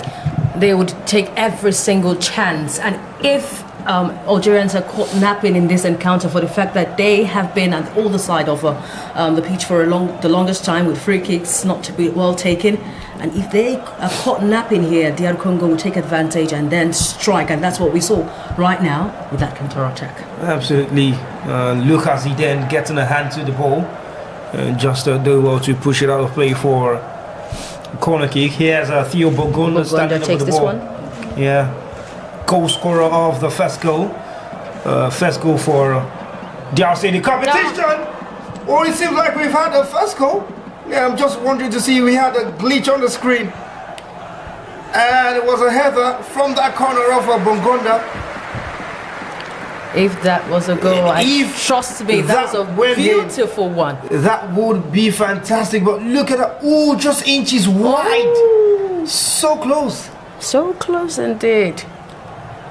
Well, the corner was well within, you have to say, really poor defending from Algeria in that instance. I kept saying it, if the Algerians are caught napping, DR Congo will take advantage and then give them a shocker, and that's what we are seeing there. Well, twice now they've had effort at goal, and those are the first 2 chances at goal. And they've been able, it's been beautiful chances. Good chances, converted. Yeah. Good chances, not off target. And here's Algeria coming forward this time now. Looking for an opportunity of their own. Cross comes in. Mbemba is there again. It comes as far as Mahrez on the right hand side. Bentabini. Mahrez again always wants to cut to his left hand side, and he's caught in that one. We're throwing to Algeria. Here they come forward again.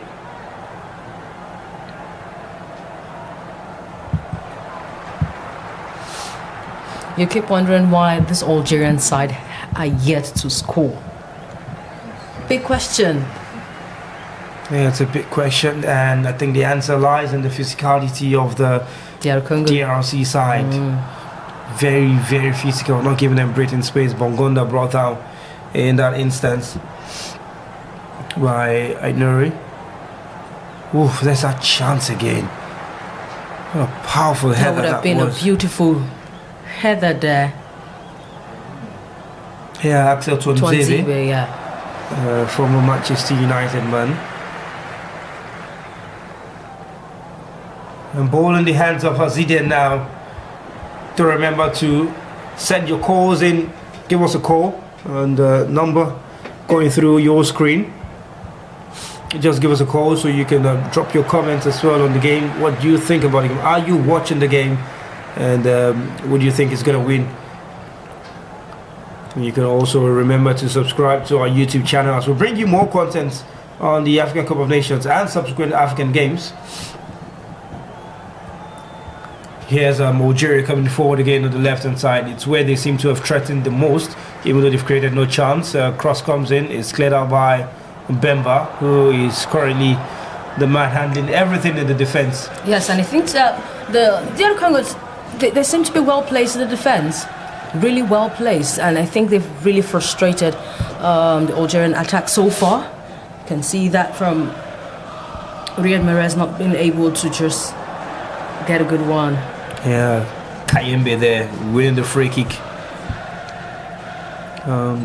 Just when Riyad Mahrez thought he was shielding the ball for a corner kick, and the free kick goes the way of DRC.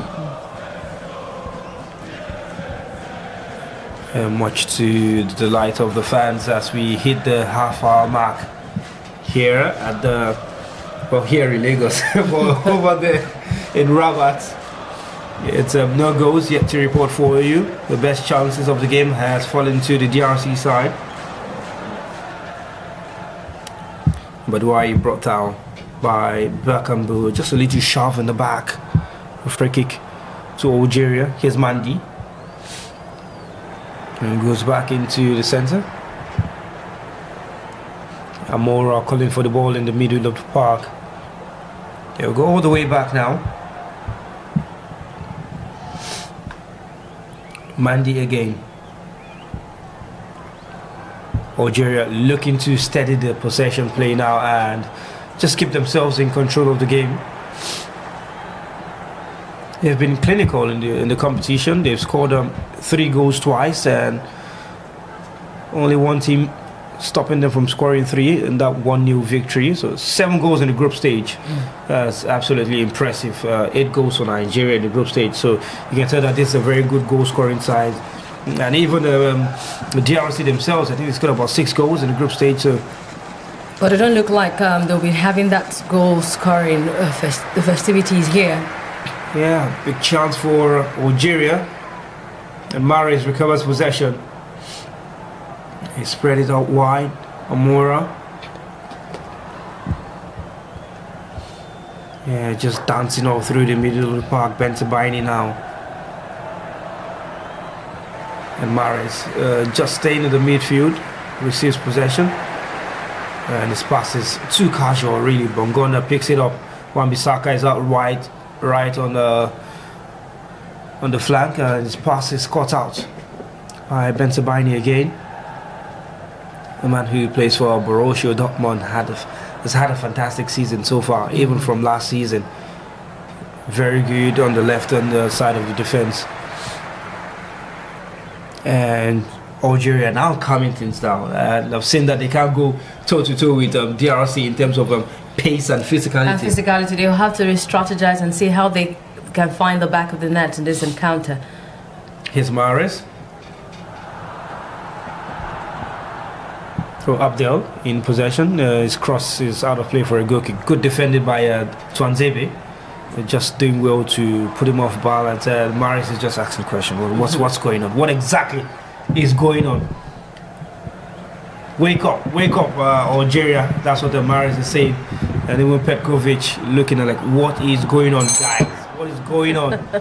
If this Algerian side wants to make it to the quarterfinal once again and then take off that disappointment from the 2023 African Cup of Nations, they have to do something different against this DRC side, because this DRC side have shown that they can break any attack. Absolutely, they sit back and then they rush you when they can't. I'm telling you. Here they come forward, Kayembe now. Tuanzebe. Mbemba. Heavy pass, but Wan-Bissaka keeps it in play nonetheless. Elia. Back to Wan-Bissaka, crosses inside. It's a glancing header from Bakambu, but just off target. He's shown that he's a danger man when it comes to getting his head onto crosses, because that lift was really, really tough. Yes, Algeria must watch out for him. Leading the pack over there, and it would have been a great chance for him to find the back of the net. Well, just Bakambu again, showing that he is one man that they will have to watch out for. He's going to be the danger man, definitely. He's going to be that danger man for DRC. He's had 2 of the chances. 3 shots, all off target, but none for Algeria so far. And I think Algerians are using the flanks very well. They've had 75% possession, but DR Congo are doing well. They're doing what they can to make sure they keep the ball away, and as soon as they get the ball on their legs. And just ensuring that all the possession that Algeria have on the flanks doesn't really result to any dangerous cross. They've done well so far. Kayembe. Elia. Play spreads to the right. There's Mbemba. Theo Bongonda now. As Wan-Bissaka has gone a little bit more up front. Tuanzebe. I mean, this is what the African Cup of Nations brings you. Players who you think you might have forgotten, but they've got a good career in Europe too. He didn't have so much joy when he was playing in Manchester United, but there's Tuanzebe now, who seems to be enjoying his football with Burnley in England. So he's still in England. You just don't hear his name, but he's done very well in the competition so far. Yes, indeed, he has. Even when they do not get that spotlight in Europe, this is the best place to come, shine the spotlight on yourself and what you can do, because you've got eyes and suitors coming in to see. Yes, that's what they say. You got suitors coming to see your performance and how you've been able to carry your team and the continent. They say it's Africa's biggest tournament, the African Cup of Nations. Well, both sides certainly have done well if you look at them defensively, both conceding just 1 goal in the 3 games in the group. Just 1 goal. Here's Bongonda coming forward for DRC. It's brought down. Referee says play on, good defensive work. But this time it's a free kick to Algeria, and Meshikalaya and Bongonda just asking questions of the referee. Mbemba stepping in Yeah, just to ensure that his players don't get a booking. Yeah, no flaring of emotions there. That should be a foul. And this was the hand return pulling foul here given to Algeria after that one. Free kick to Algeria has been taken quickly and only as far as Kayembe for the RC. Goes to Mpasi in goal. Mbemba closed out very quickly. Wan-Bissaka gives away possession. Here's Amora. And out of play for throwing to Algeria, put out by Montesami.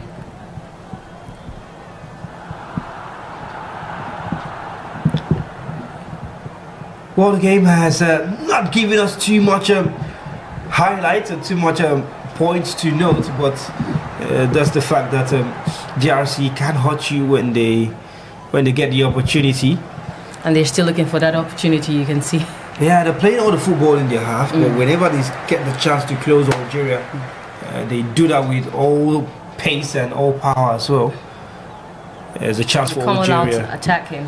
Yeah, a cross comes in, only as far as Mpasi, who just catches it on the head of the Algerian striker. And Chabi that time. Kayembe coming into the midfield.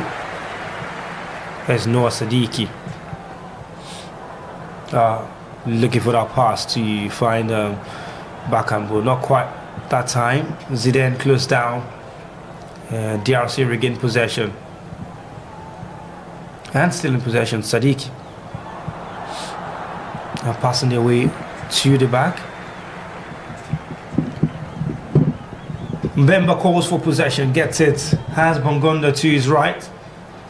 Bongonda is one very tricky, quick feet player. Very dangerous left-footed man. Wan-Bissaka comes back to Twanzebe. Kayembe. Good pass into the box. Just a loose touch with the control there from Meshak. And they'll be looking for such an opportunity again. Algeria clear their lines, but they come forward once again. Here's Bongonda.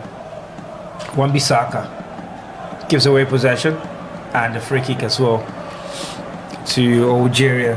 DR Congo seems to be stepping up a little now. Yeah, they seem to be stepping up, but the game still remains balanced to me. Both sides looking at how they can capitalize on a little mistake and then go ahead to find the back of the net, but that has not happened so far.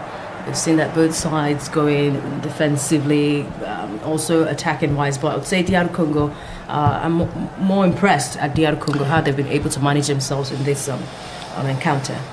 Yeah, absolutely. They seem to have been the better side in terms of play, while Algeria just keep possession. Mpasi. And it seems they have something up their sleeves. They have something planned on how to get ahead of this Algerian side. Yeah, they come forward. Kayembe has support, makes use of it. Sadiq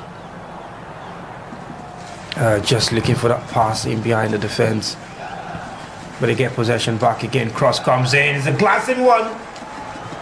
And out of play for a corner kick. Bakambu was just diving on to get his head to that one. Didn't get a contact on it. Bentabini doing the defensive duties that time. Puts it out of play for a corner kick. Those danger crosses again as we hit the 40th minute mark. 5 minutes of regulation time to play in this first half. And no goal yet. No goal yet. Still goalless between DR Congo and Algeria. Well, later today, the Ivory Coast are going to be playing. Yeah, there's a man. That is a man. That is a man on the screen. Oh my goodness, I can't do that. So I envy him standing all through the game. But first, corner kick from Bongonda. Great catch in there by Luca. I'm sure his father will be proud indeed, and that's what we see. That after he switched allegiance, I know it was going to be something, something commendable and interesting for Algeria to have. That would have been a lose. Bakambu, he had the whistle already, but the referee stopped playing. I think there was a check for VAR there, and Luka had dropped the ball already and picked it up with his. Well, the drama will be explained later. That was close. A good thing he was not distracted there. Yeah. They put the ball out of play. It's a throw to DRC. Just putting some pressure on the Algerian side.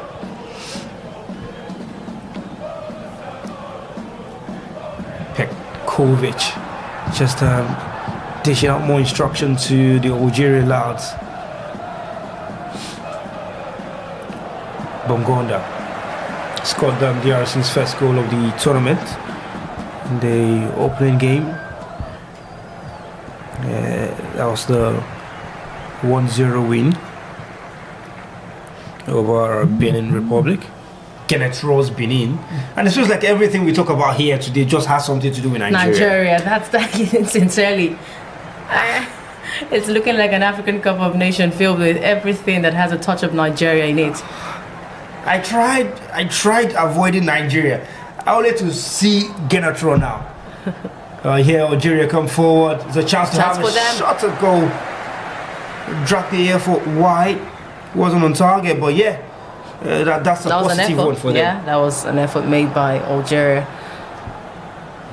Yeah, really positive to see that the opportunity opened up for them.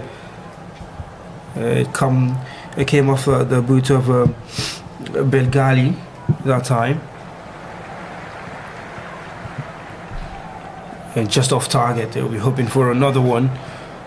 As the DRC bring the ball forward, 42 minutes playing into the 43rd.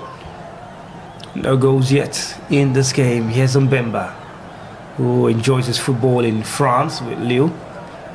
Twanzebe. Back to Mbemba. Wan-Bissaka finds Bongonda, who's driving at the defense. Is brought down. It's a free kick to Nigeria. Chabi just penalized. It's a free kick to DRC. Yeah, beg your pardon. This has been a great encounter so far. Algeria, who have booked their place already at the 2026 FIFA World Cup, and another team who are just one step into the 2026 World Cup, because they have the intercontinental playoff to still battle their next opponent. But I must tell you that so far, what we've seen between these two sides have been real resilience. Yeah. Both sides are not they're not going like a fiddle on the pitch of play. Algeria have been able to come out as they can. The Congo have been great defensively, with a wonderful goalkeeper taking the helm there. This might be a chance for them. Of course, a free kick. Yes, Bongonda whips it dangerously. They clear the lines. Here's Mahrez now. And Zidane bumps it forward. Algeria did qualify for the World Cup without suffering any defeats in the qualifiers. 8 wins. One against Mozambique, where they defeated them 5-1. So at the time when Mozambique were our next opponent in the round of 16, I knew that it was going to be an easy one for the Super Eagles of Nigeria, and they proved that. Yeah, they did. 4-0 thumping of Mozambique. DRC didn't start the qualifiers very well, but they were not far out. I think they were just 2 points behind Senegal in that group, and coming to the playoff, knocked out Cameroon, and then did the business against Nigeria. I like to say it was a draw because it doesn't count as a defeat for Eric Charles, based by statisticians. I'm telling you, when a game gets a penalty, you say it's a game of luck. Yeah. And that's what we saw. Yeah, that's what we saw. DRC have sent themselves to the intercontinental playoffs, and then they are so close now to booking the World Cup spot. As we hit the 45th minute mark in this game, no goals, just going to be the 1 minute of additional time signaled by the fourth officials, but it's been a game that seemed to have opened up in the latter stages with a few chances here and there, not on target, but it's given a lot of promise for the two sides. Mahrez sent the ball into looking for Maza, and the defending done very well by Twanzebe that instance. This is one of the round of 16 matches that was really anticipated. because both sides look like favourites going into this round of 16, and a lot of have been wondering. Both sides had great matches en route this round of 16, and they look like the big horns. People have always seen DR Congo as the dark horses of this competition, and I think they have really shown that they are the dark horses. They come at you when you least expect, and that's what we're seeing how they attack here against the Desert Foxes. Yeah, I think the focus hasn't really been on them, but this time Algeria might be breaking through that defense line on the left hand side. The chance to drag something into the box, and is blocked out of play for a corner kick. And Chabi has one goal in this tournament. Well, he's protesting. The referee not having enough time to take the corner kicks. The corner kick is a cold play for halftime in this game from Rabat. Game that has given us 4 chances: 3 to DRC, 1 to Algeria. None on target, but certainly some talking points and some things to look out for in terms of the physicality of how this game has gone. It's halftime. Algeria nil, DRC nil. That first half was just with a handful of chances that they could not convert. Both sides could not just convert. And that's really disappointing, because one would have thought that a game like this has got a side that is physically poised and another side attacking-wise that they are really good at, because you could see how they went through their group stages, with 9 points heading up to the round of 16. You're expecting that they'll go all out and we'll see goals pouring at the time. But with the fact that both sides are strong sides, they're resilient sides, you see 2 sides, 2 elephants having to go head to head. Only the grass will suffer, and the pitch is already telling the story. Well, 2 sides who are very strong defensively, we have to say that. But consider just 1 goal in the group stage. I think this game so far has showed us how defensively compact these 2 sides are. Yes, indeed, it has showed us. It's only when you play the best that you know if you're the best or not. And that's what we've seen so far in this encounter. 45 minutes played between Algeria and DR Congo. We'll take a very short break, and when we return, we will talk about how Algeria can break the 9-point course. Remember, they had 9 points at the group stage, and they look like they might go home if they drag this game too much to penalties. Nigeria have already broken that course yesterday, I beg your pardon. So we'll go on a very short break, and we'll resume with some of the talking points. Don't go anywhere. Subscribe, remember, and share your thoughts as well in the comment section. We will be right back. Morocco, 52 matches, 24 nations, 9 stadiums, 6 cities, 1 continent, 1 title, 1 goal. The undisputed champion of Africa. Wake up, Africa! 2025 African Cup of Nations is here, and it's time to yalla. What is your favorite animal? The Super Eagles, the Carthage Eagles, the Teranga Lions, the Chipolopolos, the Foxes, or the Squirrels? Or are you for the Bafana, the Pharaohs, the Indomitable Lions, the Stallions, the Zebras, the Leopards, or the defending champions, the Elephants in the room?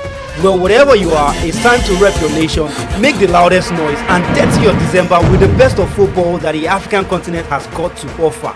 No go carry last though. Who will be crowned champions? The Ivory Coast defending their title, runners-up in the Super Eagles, or Morocco hosting to win it? There's only one place to be, 1 continent to focus on, and 1 sport to stick with. Are you ready for this? Rabat, Casablanca, Marrakech, Fes, Tangier, and Agadir. 6 cities all ready for this continental fiesta. Do not be left out. It's time for Africa. It's time for business. It's time for the 2025 African Cup of Nations. Get ready to yalla!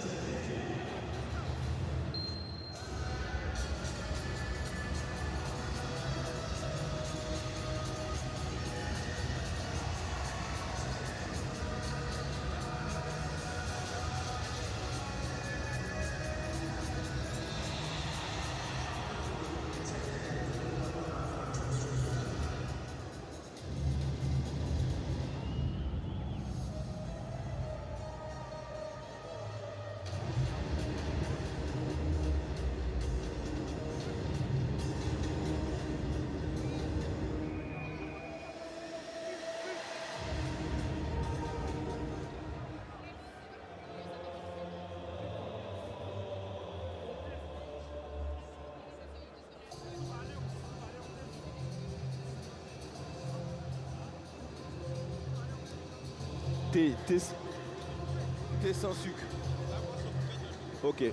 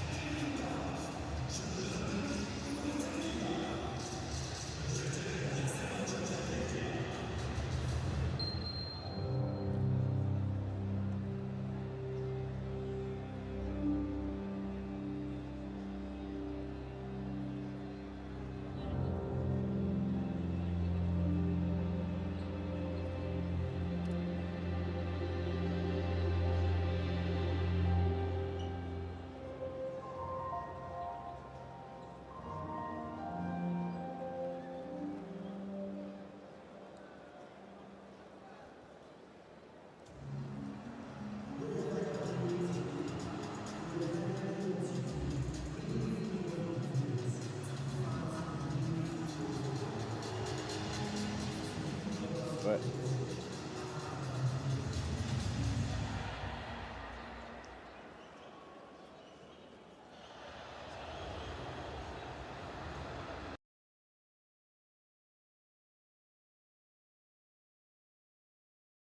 Studios, it's halftime at the Prince Moulay El Hassan Stadium in Rabat, and from our studios here as well in Lagos, Nigeria. Halftime between Algeria and DR Congo. No shot on target. 4 chances actually, 3 to DRC and 1 to Algeria, but none on target. That's been the story of the game. It's been defense against attack. Yes, it's been defense against attack, and DR Congo have shown that they are the better side when it comes to defending the ball. So far, the free kicks that have been taken by Algeria, Riyad Mahrez not having that a field day at leading the free kick part there. But so far, it has really shown that, as they say, both sides were favourites. Yeah, I'm heading up to this round of 16, and it's going to be the most anticipated one that a lot have been looking forward to see 2 sides go head to head in this competition, and Algeria against DR Congo has been able to give us that. I think one thing we've been able to also spot in this game is the fact that DRC have a good transitioning from defense into attack whenever they want to break. Something that Algeria needs to be wary of, because most of their chances, aside from the corner, have come on the break. Yes, it has really shown that, and at this time I'll be hoping that Petrovic can get something, tweak something heading up into this game, and because it seems DRC has been ahead of him, his strategy in this first half, so he should be able to tweak something so as to get a goal if he wants to get a goal in this competition, because I tell you, DRC have shown that they're a side that can stretch you, and they're ready to match energy for energy if they stretch you in a particular encounter. I was speaking about village people just came into my head now, and I just remember that there's a certain round of 16 elimination course for teams who get 9 points in the group. There seemed to be a history with that.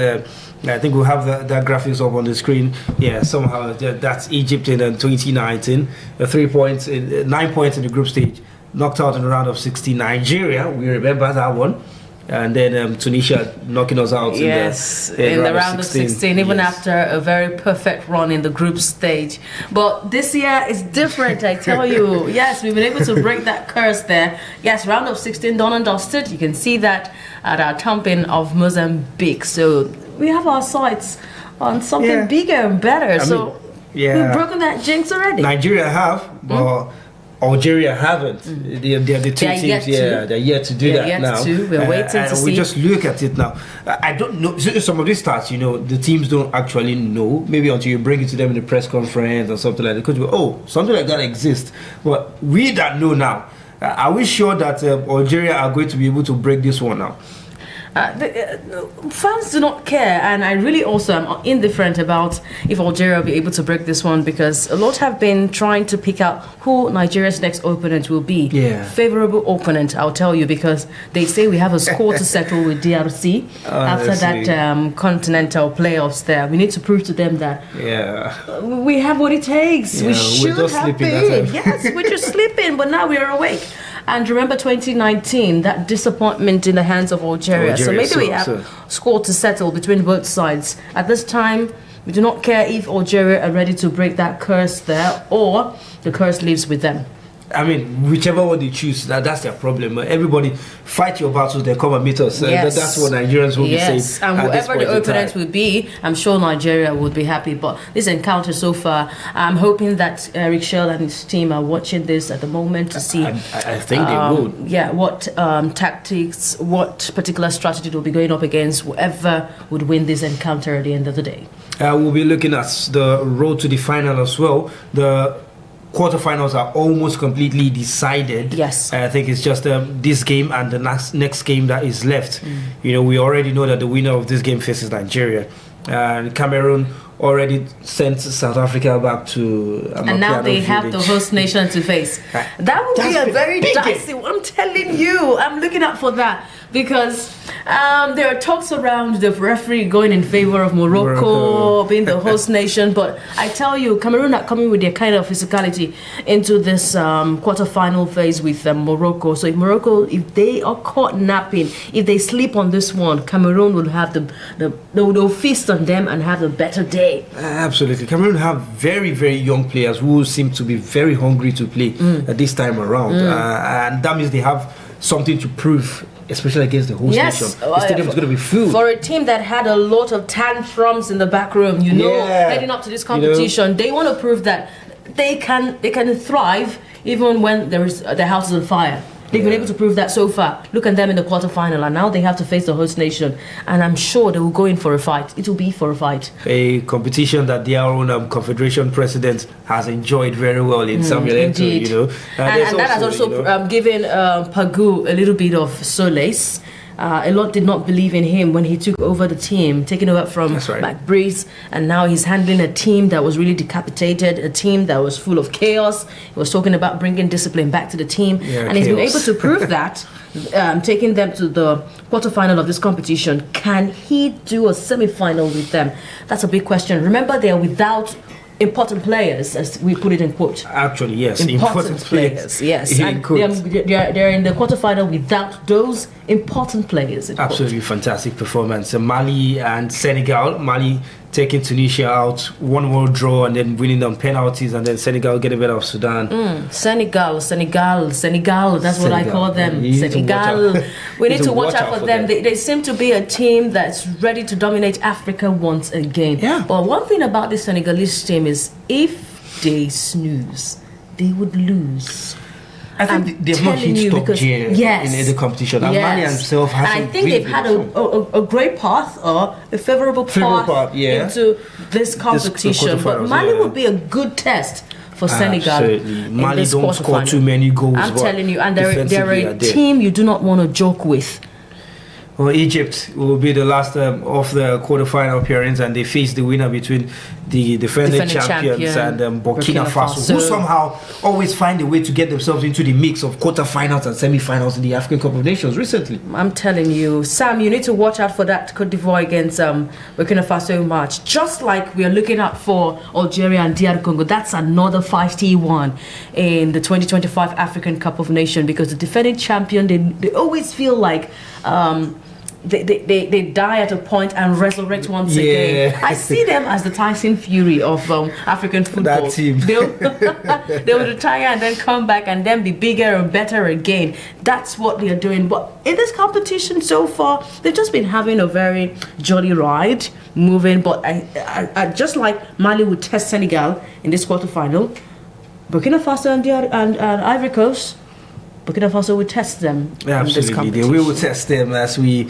are getting closer to the rest of the game for this one. But looking at the fact that this tournament has seen a lot of key players, key individuals from around the globe turn up to Africa. We've seen Mbappe, we've seen Dramani, we've seen Zinedine Zidane come support his son. So many big legends, people from Africa, outside of Africa, they've come to watch the African Cup of Nations. I mean, I think that spells a lot of beauty in this tournament. Yes, beauty indeed, and for the fact that Morocco really did announce themselves before this competition kicked off. They announced themselves with a facility. They announced themselves with preparation. They announced themselves with the planning and all around this African Cup of Nations. It is something to behold. If you're not an African, you would want to come see for yourself what this talk and buzz around the African Cup of Nations 2025 is all about, and the fact that Morocco is hosting.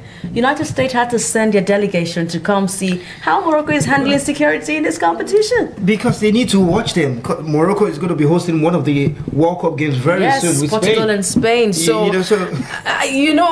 Morocco is just putting us on a great part of history for the continent. Done a great job on the continent. So why will you not attract Mbappe? Why will you not attract Zinedine Zidane? It sure will attract them, because this competition, as they say it's the biggest football fiesta ever. But I tell you, people do not want to believe that. Argue with your keeper. Argue with your keeper. Honestly speaking, football fiesta, bring it. It's here in Africa. I mean, let's get back into our game now as we prepare for the kickoff of the second half. Algeria, DR Congo. The players getting ready to return to the pitch, and I think it's just important to know, if we go by history, Algeria seem to have enjoyed the better share of history in these two sides.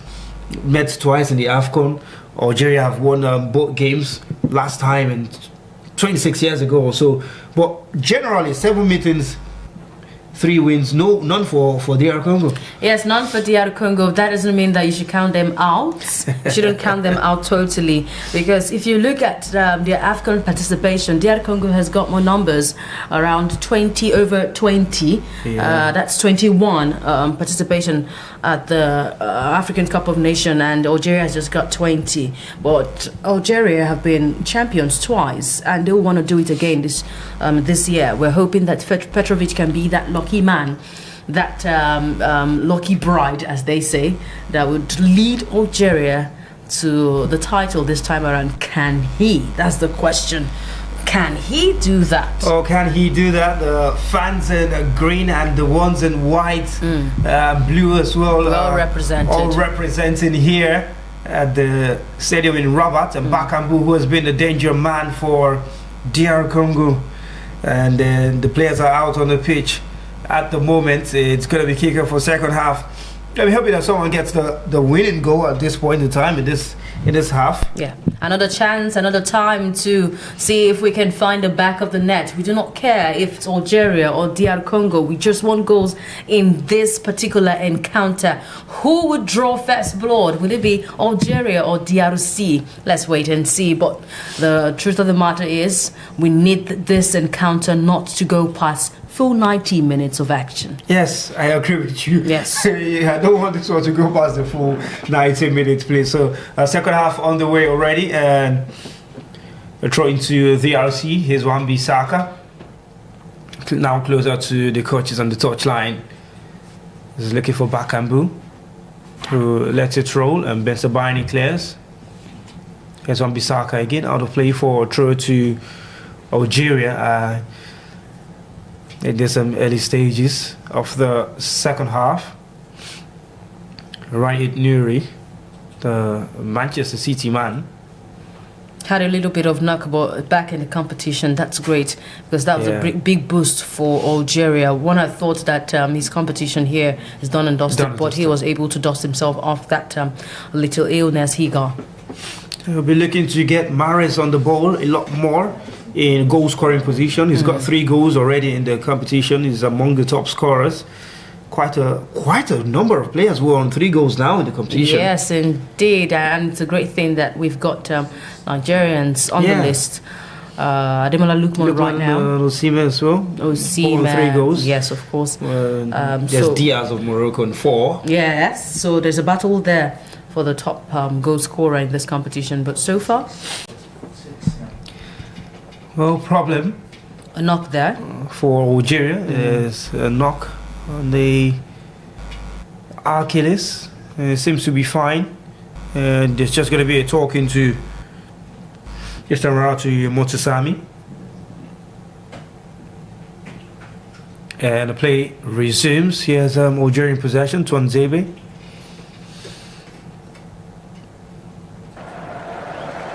Well, Flock stays down, so the play continues. Tuanzebe again. Elia goes all the way back to Mpasu.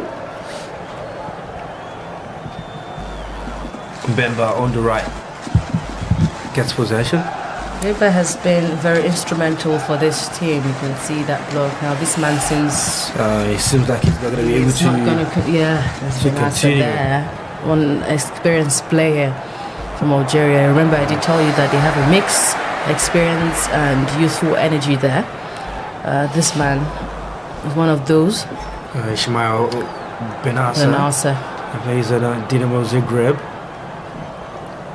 And then the Algerian fans who are enjoying themselves so far, they would love to see a goal, certainly. They would love to see their team tick. There seems to be a problem with the knee for him. And just getting players ready to come on. It seems like he's not going to be able to continue. Yes, he will not be able to carry on. Not a pretty side. No. Because that's experience leaving the pitch there for Petrovic. Yeah, forced substitution now for Algeria. And they're going to have another player come on. Trying to find the man who is coming on for Algeria. Yeah, Abdelli is the man who is going to be coming on to the pitch. It seems to just pull the muscle. Yeah, something with the hamstring problem. The side Abdelli comes on for him as the coach just assesses what the problem is with Benassa and seeing if he'll be able to continue in the competition.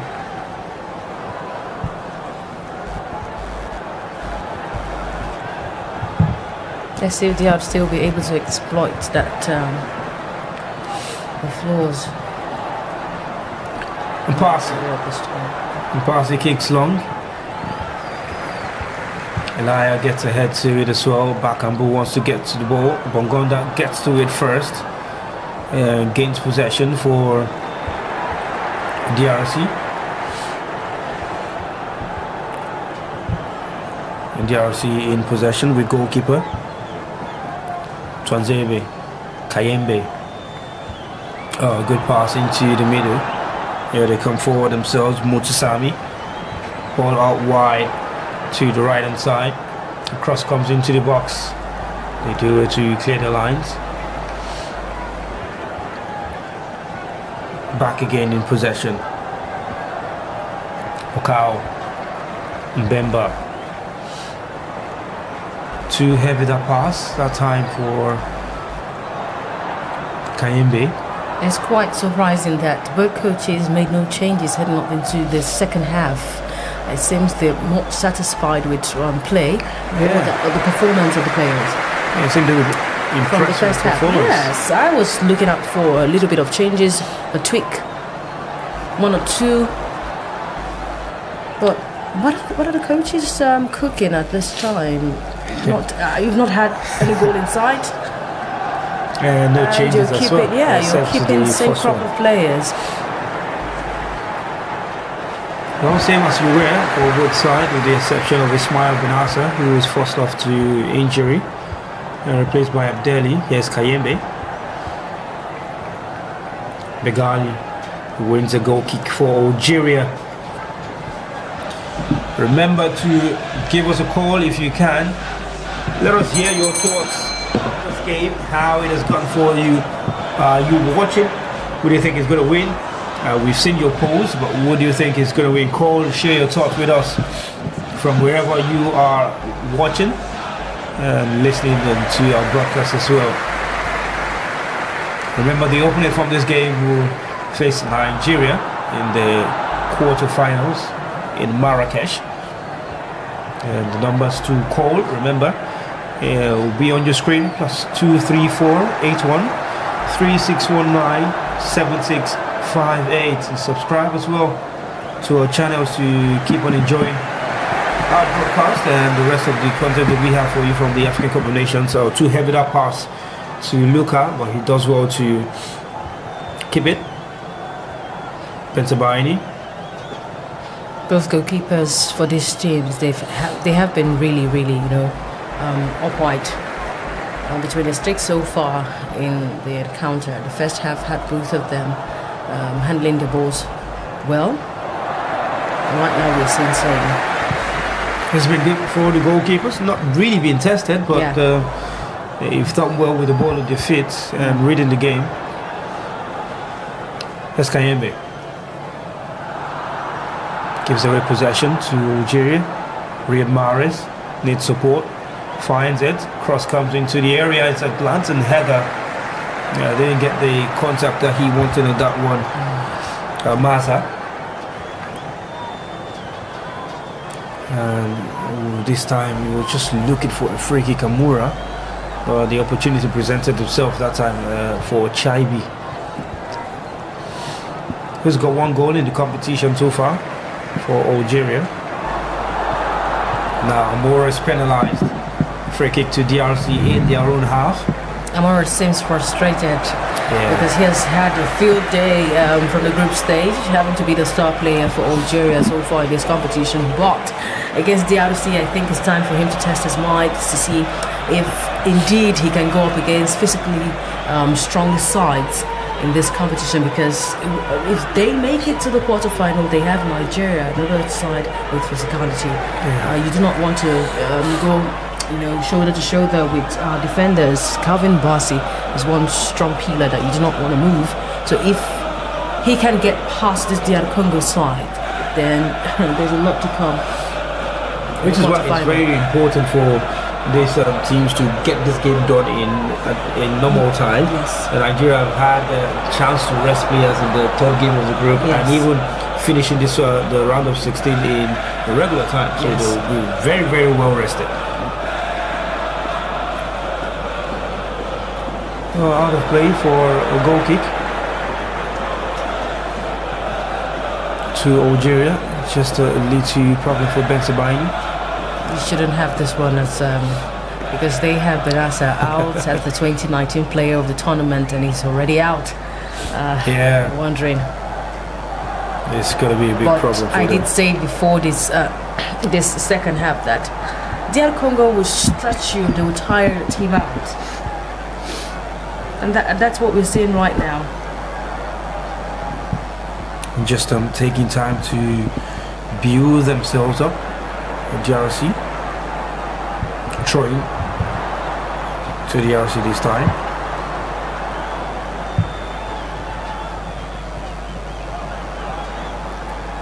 And dignitaries from the Algerian Football Federation also present here. I mean, every football federation have been at their games, because if not, why not? Even Nigeria, certainly. Here's Abdeli. He gives away possession. Good pass with the outside of the foot. Meshach chasing, out of play for a corner kick. These are the situations. This is the kind of situation that DR Congo wants. You can see him just urging the players to come upfield. They will like to. A goal for DR Congo here will be a problem for Algeria. But here's a chance. Cross comes in. Goalkeeper has his defender in his way, out of play for a corner kick. There's a miscommunication there between defender and Luka. Goalkeeper coming out to catch, but Bensabaini that time. That's a miscommunication between both sides. The defender there trying to head the ball out, defend the ball out. And Luka has his mind concentrated on the ball. Took a hand to the face, Bensabaini, for somebody who was just down, treating his leg. Now it's time for the face. Now Mbemba behind the post there. He's going to stand up if DRC scores, because that's the goal. Emotionless. He's emotionless, and DRC at this time just behind Algeria's goal post. It's look at the man, the 2019 player of the tournament, and now out. holding an hamstring there. A lot of frustration in the eyes of the Algerians. This will go down in history. Emotionless. This picture is going to come out. Let's see. Can't even keep myself that long. He has become a brand, and that's what you do at an African Cup of Nations. I tell you, you capitalize on the tournament. He sold his market. I'm telling you. You can see the cap handle there celebrating him. This was just a clash between both players. Yeah. Lucas Den and Benzabaini, who is back up on his feet now. He should be able to carry on. Carry on. I think this Algerian side have been stretched. Absolutely. And DRC look like they still got a lot of rolling in there. Yes, and their engine. Uganda. And you know that's the reason why a lot of people want Algeria as our next opponent. Because we can DRC easily will stretch the words. DRC. They're going to walk the defense of Nigeria, certainly. I'm telling you. Meshak stands over this one with Bongonda. The referee has his eyes on the box, just looking at the back and forth with Bakambu. Mbemba is there, John Xavier as well. These are players who love to get their heads to the ball. Concentration from the Egyptian referee.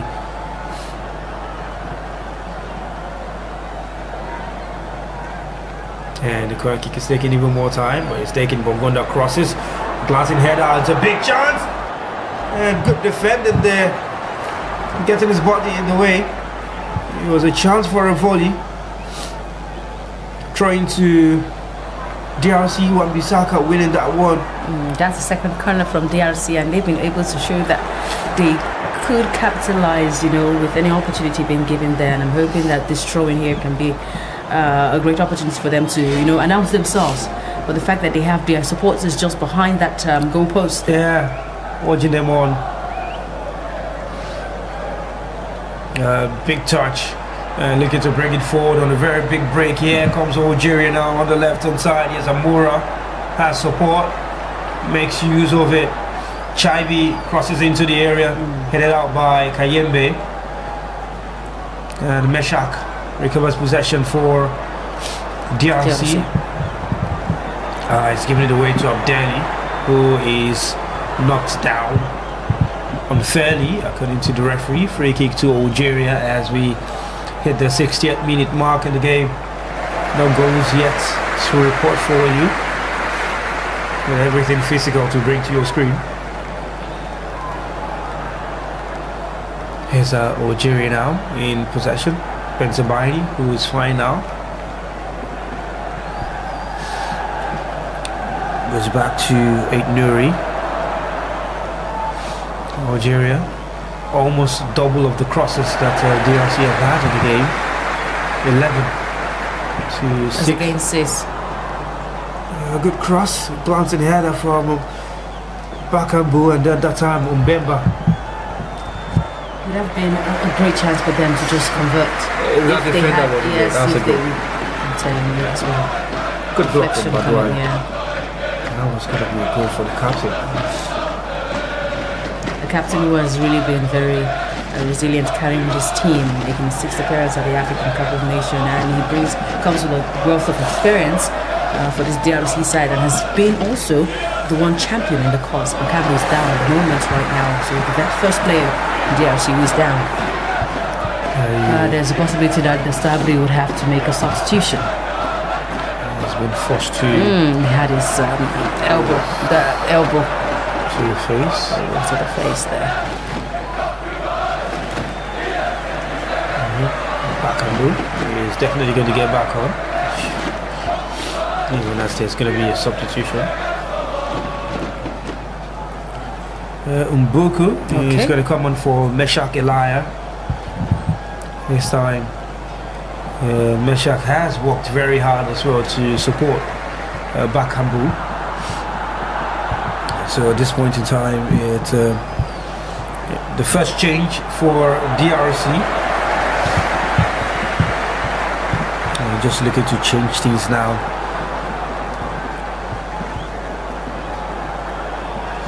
an attacking change. He wants to get back on quickly. This game has not come with the fireworks that we really expected, but it comes with both sides, testing each other's might, and that's why we're seeing the stretch without even a goal inside.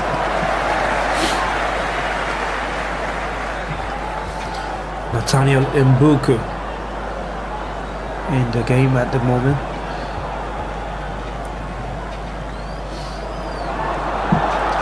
Bakambu comes on as well. He's back on the pitch. And so much running in this DRC side. They seem to be tireless. Very, very tireless. Here's Amora out wide to Riyad Mahrez, who hasn't really shown in the game. He's got his gloves off now. And maybe he's feeling hot. This kind of game, you will be hot. You do not want to have another disappointment. We know what happened to them in 2023. They got an upset. We have Mozambique taking them out in the round of 16. And it was Mozambique, or I think they suffered a defeat in Mauritania. I think it was Mauritania, not Mozambique, if I get my hands right. Yes, Mauritania stunned them in that round of 16. I did not want Thunder to strike a second time. They want to make this one count, the 2025 count.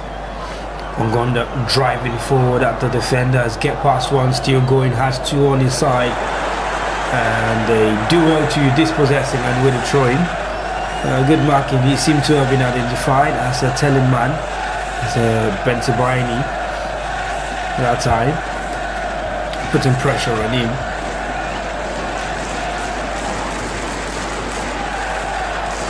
Zidane, good pass in front of him. They're able to find but wide forward pass, looking to release Abdel that time, but Twanzebe recovers possession. Here's a man who's just come on, he's been knocked off the ball. Abdeli, Twanzebe again stepping in ahead of Amora. There's a bit of intentionality coming from the DRC side. I can see how they're trying to, marshal play and make sure that they're controlling this game the best way they can. And when they do things like this, whenever they get the chance, they hit hard. Definitely not sitting back too much, just ensuring that they have enough time to close up the opponents right from the halfway line. There's Noah Siddiqui and Cedric Bakambu still up front. Pass just in behind the defense as the flag go up. And Mpasi had it in his hand, the flag stayed down. Wan-Bissaka, Bongonda. Once again, he's sandwiched between two and he loses possession. Throw into Algeria, Ain't Nuri. Abdeli.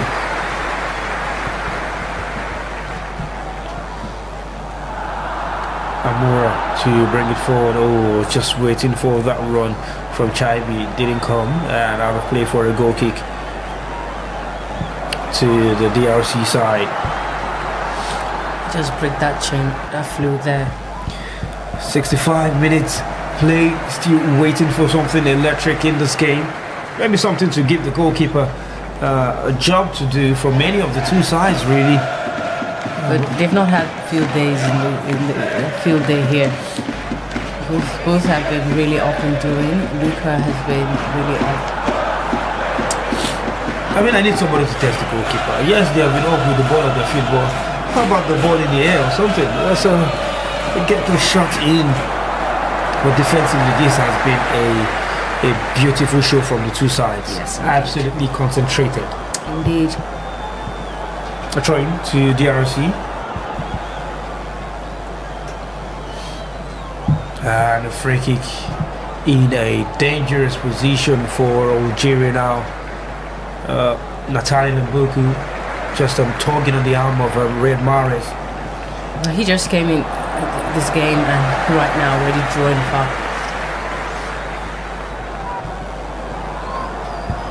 He's going to hope that he doesn't regret that. Giving away a free kick in that position, the man who pays for more pay. Also judging who's going to take it. Riyad Mahrez not preparing to. Let's see if he can handle this one better than he has done in the first half so far. Riyad Mahrez, Fares, Chaibi, both standing over the ball. At a two-man wall of Mbuku and Bongonda for DRC.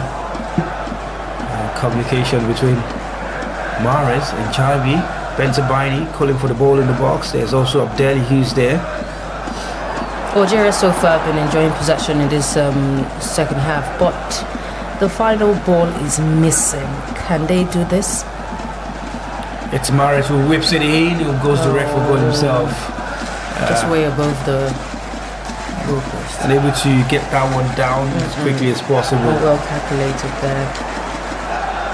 Well, he certainly got the ability to whip it in from there. And he tried his luck that time. A little lower would have been goal. A little lower, yeah. It would probably have been what we've been asking for, to work the goalkeeper. That's a goal kick. Here's Mbemba. Goes long, looking for Bakambu, and out of play for throwing to Algeria. Just comes off Wan-Bissaka last tackle from Ryan Nuri. The both players faced each other, West Ham and Manchester City. And there's going to be 2 more changes now for DRC. They're turning to the bench. What I've been hoping for this for a very long time, because looking at how this game has gone so far, it's time to make a change. It's time to begin to re-strategize, show that you're reading this game from the touchline and you understand what to do, where the loopholes are, so you can make this correction. We've seen this for a very long time, and it seems we're heading nowhere, with both sides not scored at all so far. Noah Sadiki has been withdrawn, as well as Mukau, and even there's going to be a change as well for Algeria. 2 changes, but Sadiki and Mukau will be replaced by Edo Kayembe, the man from Watford, as well as Gael Kakuta, who has got himself 2 goals in this competition. I'm telling you, I've been wondering why he has not been brought in. Well, that's a attacking change for DRC, certainly. Yes. And Berai now comes on for Ryan Nuri. Maybe we'll see a little bit of changes here. We'll see the pace change, every single thing change. That's what we want to see. But yes, so far over 60 minutes played. Let's see if we can see another round of football. Well, quick restart, Delhi. Certainly these 2 sides now want to go for the kill. The changes coming in, the coaches feel like they've seen enough from the guys who are on the pitch and have studied where they need to make a few tweaks with Petkovic and Desabre. And DR Congo, as expected, leading the fouls count. It shows how physical they are. Very physical. 13 fouls to 8. The proof of that physicality that we've been talking about. Long ball forward, looking to find Wan-Bissaka on the right. He's driving into the box. Just does enough to win a corner that time. Brilliant pass through the defense. And the corner kick is just enough for them to get bodies forward again and hook the goalkeeper. Riyad Mahrez as well was the second man to come off. Might be a shortcut to many, but he's not that Mahrez that we used to know, but he's still quite imposing anyways. Yes, he has done his path. It's time for him to let the young ones, take over. Young ones taking over, and Mbuku gets it from Bongoda, crosses into the box. Luka comes out but gets back into his line. Kayembe, and foul has been given to Algeria. Just got a knock at the back of the head by Sabani. That time from Chancel Mbemba. wasn't too much in that though. We do understand what it means when a player holds his head, yeah? The referee tends to give it as a foul. They understand their tactics and will always use that. Normal footballers. Oh, back in the game. But Mandi and Chaibi now all up front. Header looking to bring it down. Twanzebe. Chaibi knocks it forward. Paso thinks of coming out, but big chance for Algeria now in the box. They're squaring across the face of goal, looking for that final effort, but brilliant defending, throwing the bodies and putting all the foot in it. Yes, Kayembe, the man with Watford, who's coming forward for JRC. Bongonda now, Wan-Bissaka. Back to Bongonda, gets past Abdelli. Bongonda driving at the defender, cuts onto his left side, crosses into the box. And they do it to clear their lines. Brilliant take. And has a sighted goal. That went straight into the hands of Luka. Was a good save from Edo Kayembe. A great shot taken, but one that Luka was ready to chew like biscuits, you know. Yeah, easy for him. He was a wicked bounce in front of him, though. He was. Good catch, and that's the first effort on target in this game. And it's come from a substitute. And the coach will be looking at himself, yeah, I did the right call. Bring in fresh blood. You've had the others, stretched and all. It's time to bring in fresh blood, and that's what we see. We can see how DRC came with their counter-attack, and that produced the first shot on target for them in this second half there. And so that's great. I have been wondering what the Sabri has been doing on the top line for a long time. Make the decision. Let's have the changes. Let's have fresh blood. We've had this boring game for a long time. Both sides not converting their chances and goal. Well, Algeria again in possession, taking their time. Mandi. Here's Bensabaini. Looking for Mora, doesn't find him. For the Kayembe, Wan-Bissaka, Bongonda. Bensabaini doing well to defend. Yes, Algeria coming forward now. Amora has support on the wide side, and his pass inside just straight into the arms of the goalkeeper, Mpasu. 75 minutes, quarter of an hour left to play.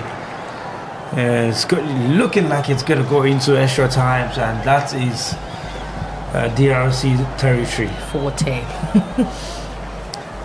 Twanzebe. Mbemba now, who has been very resolute in defending. Edo Kayembe, brother of the DRC left back, and Joris Kayembe, who plays for Genk in Belgium. Here's Twanzebe again.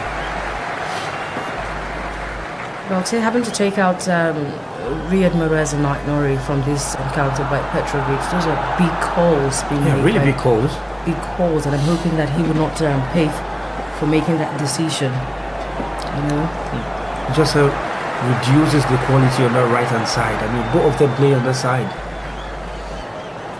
Here's Abdelli for Algeria. Mandi goes all the way wide, and they're just looking for that opportunity to get the ball and the runner behind the defense. Algeria, well, it's been a good shape DRC so far, both in and out of possession.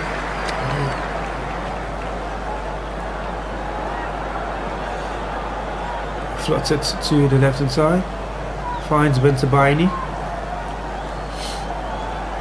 And comes into the midfield. But why Abdelli? Here's Amora. And they go back again to Belghazi. But why almost dispossessed there. On the right hand side is a man who's just come on. And Dazo cuts into his left foot and shoots on target. Algeria have their first effort on target. I'll be straight at the goalkeeper, but now the shots are coming and you're coming from substitutes. But these teams they have to wait till the dying minutes before they come all out at each other. I keep wondering because this is the dice cast at the moment. You know, whatever happens here after extra minutes added to this encounter, your fate lies in their hands. Yeah, here's Bogonda. Might be taking matters into his own hands. Wan-Bissaka now.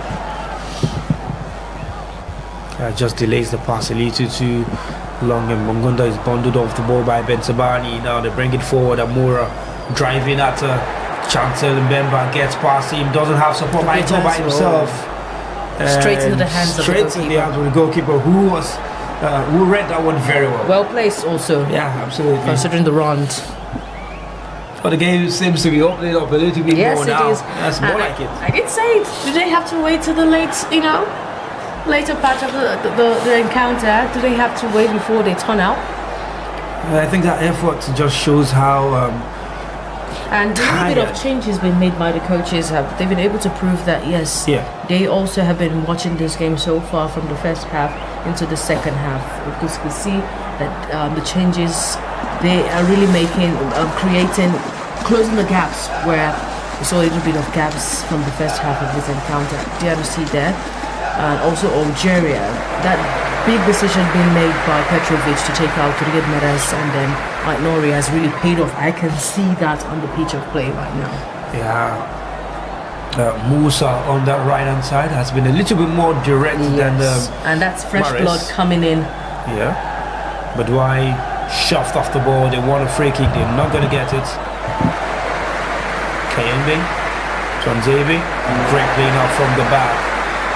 Here's Mbuku now. Goes down, referee says play on, side to side, when he comes back.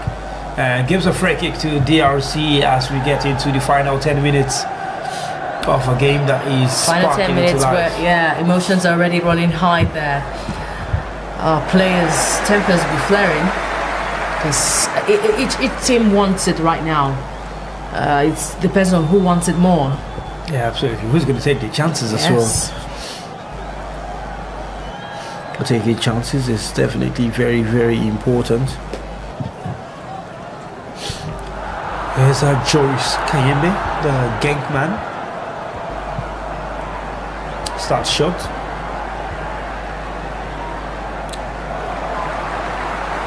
Mbemba has Wan-Bissaka to the right, makes use of him.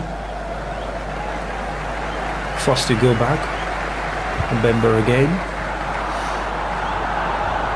There's Mbuku. Has support all wide. Unable to find him. His pass is caught out by Musa. Now sees the run of Amura going up on the left hand side. Amura. Wan-Bissaka coming on his heels, but he gets past him and wins a free kick. That time was Chabi, and the referee is still yet to issue a yellow card in this game. The referee seems to be very friendly. He has been able to play down on every tackle that we've seen so far. Yeah. We saw the likes of Benassa, especially when he was hit before he got the hamstring. But the referee was very, very lenient. Every single free kick that Leopards have been able to have, the fouls that preceded those free kicks, he has been very lenient also. So it seems they're having a field day with the referee being very, very lenient with both sides. You feel maybe if this was a group stage game, it wouldn't be like that? I'm a bit indifferent because we've seen wrong calls being made by referees. The Morocco-Tanzania game to today, I'm still questioning that decision being made there for Tanzania not to be given a penalty, but here, he's not a card, it's not a card-friendly game, as they say. Free kick. Chabi knocks it inside. There's a header. The back post were off target that time. And it's the first time that Algeria have threatened with the head on one of the crosses. And that time, Chester not getting the right contact to hit it on target. question is, how have Algeria not scored in this encounter? A team that has been scoring from the group stage. It means DR Congo have their numbers. They've been able to shock and hold them down. Clip the foot of the attackers in this encounter. So what Petrovic will be looking to do now is to make sure that he doesn't concede in this encounter. And Luka has been proving that he can hold his own between the sticks. Absolutely. Wan-Bissaka finds Bongonda, who is just in the final third. Wan-Bissaka now, Bongonda again. And he's penalized for a free kick. Brilliant and smart defending by Benzabaini, just getting his body in the way. And winning that free kick that time. Algeria come out of that one. It's going to be another substitution for them. Buneja will be coming on for Massa. And that's just more and more changes from this side, who both have 5 shots on target. I'm certain the fans are asking, demanding for goals. We are demanding for goals. Yes, we are demanding for goals. That's what beautifies a game. Yeah. And Luka, exactly, his father would have been impressed with his performance all through the competition, just considering once. That's got to be big. Edo Kayembe brought it out to safety for DRC. Oof. The ball just bobbling in the air, looking to bring it down. Abdelli does that.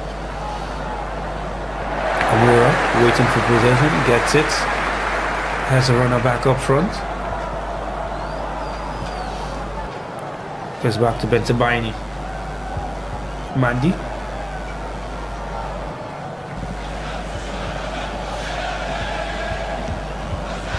And Algeria just passing the ball around, playing into the 85th minute, 5 minutes of regulation time. Well, yeah, it seems like we are going into extra time.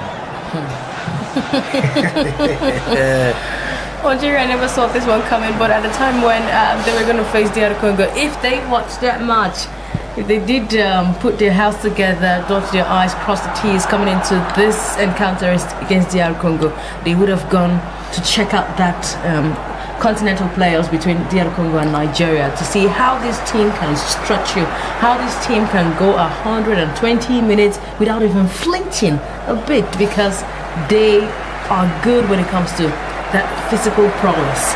Very good. And they'll keep pressing like they just started the game. They've been pressing certainly, and they're still going. It's a corner kick to Algeria, and Faris Chaibi stands over the ball.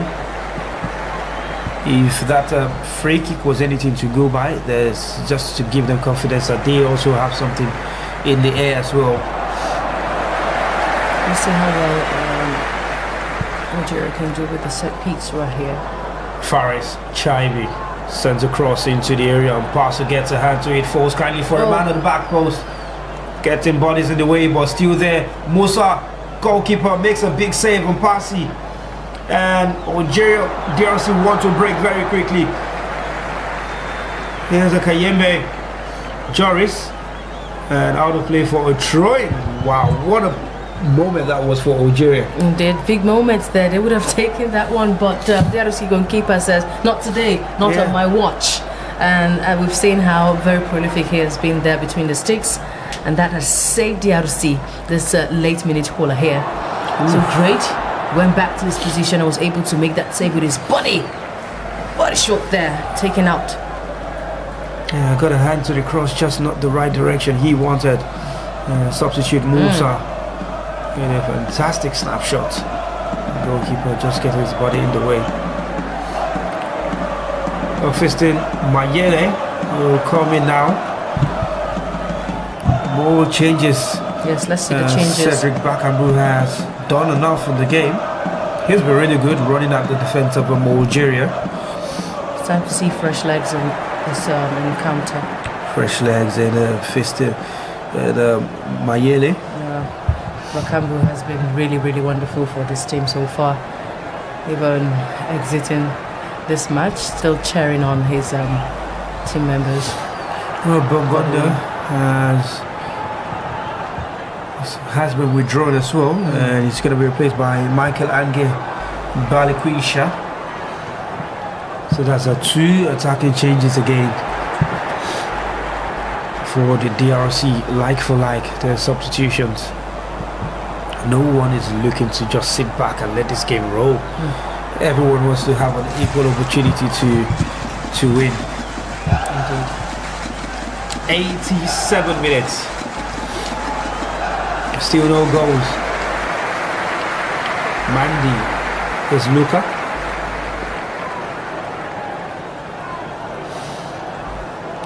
Badouai plays it long, looking for a runner in behind the defense, early as far as Kayembe.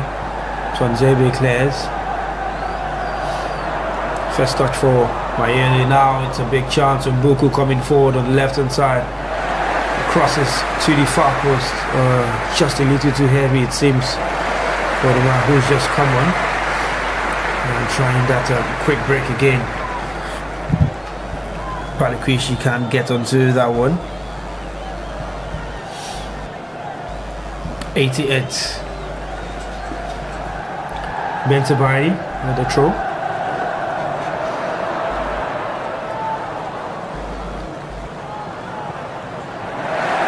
Algeria switches side to the right. Good play. Belghazi. Not Musa, who has been a spark of life for Algeria on that side. That's the question to know if we're going to get any goal in this encounter. Well, judging by how this game has gone, in fact, I am already seeing a penalty shootout. I think both these defenses will be hard to break down, but if we do get a goal, that will be fantastic. And that was a big chance to send a cross inside. But the contact wasn't right, and it was onside certainly. That's been the story of the game, really. Either not able to create clear-cut chances, or defenders putting their bodies in the way as we play on to the 90th minute now. Algeria nil, DR Congo nil. Remember to subscribe to our YouTube channels. We bring you more and more games. There will be Côte d'Ivoire against Burkina Faso, the last round of 16 game in this African Cup of Nations. They come forward now. Here's Amora. He's got a space to whip it in, and Algeria just looking to find something. The DRC defending resolutely. And they're playing dangerously right now, because after that 2 shots being blocked there, I knew that something is cooking here.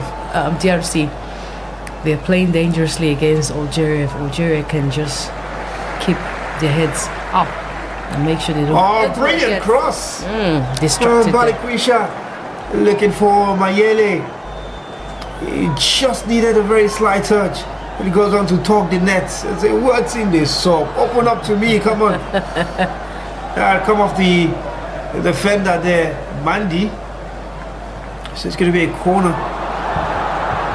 And we are into 3 minutes of stoppages now. Mboko stands over this one. Referee just having a word with some of the players in the box, push and shove here and there. Edo Kayembe, he is also one of those players in the box, a substitute. Mboko's cross is good. Luka gets a punch on it. And DRC regain possession, but they go back to Mpasi and gives time for Algeria to rebuild. Playing into the 2nd minute of additional time. Oh my goodness. No goals. No goal today.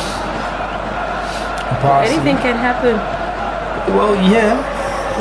Yeah, anything can happen. Anything can happen. But here's Haji Musa coming on the right hand side, running at the defender. Still going, plays it out wide to Xavi Fares. Musa, give and go with Xavi. Sends a cross before it goes out of play. but the flag eventually goes up, crossing to have gone out and then in from Fares Chaibi. Goal kick to the DRC. I'm hoping that this extra minutes added will not be the longest ever. If you don't see goal in here. Well, I tell you what, when I'm not supporting a team who is playing, if you get into extra time, I want penalties. I just want to see people play penalties. I want to see saves, I want to see misses, I want to see good penalties taken. Because at this point, if you get into extra time, there's no point keeping, just play to penalties. Don't really, if you cannot win in 90 minutes, don't really win. Seems the bench is having a field day. Yeah, something funny for Mahrez. Maybe he's hearing me. Well, seconds left of the 3 minutes additional time.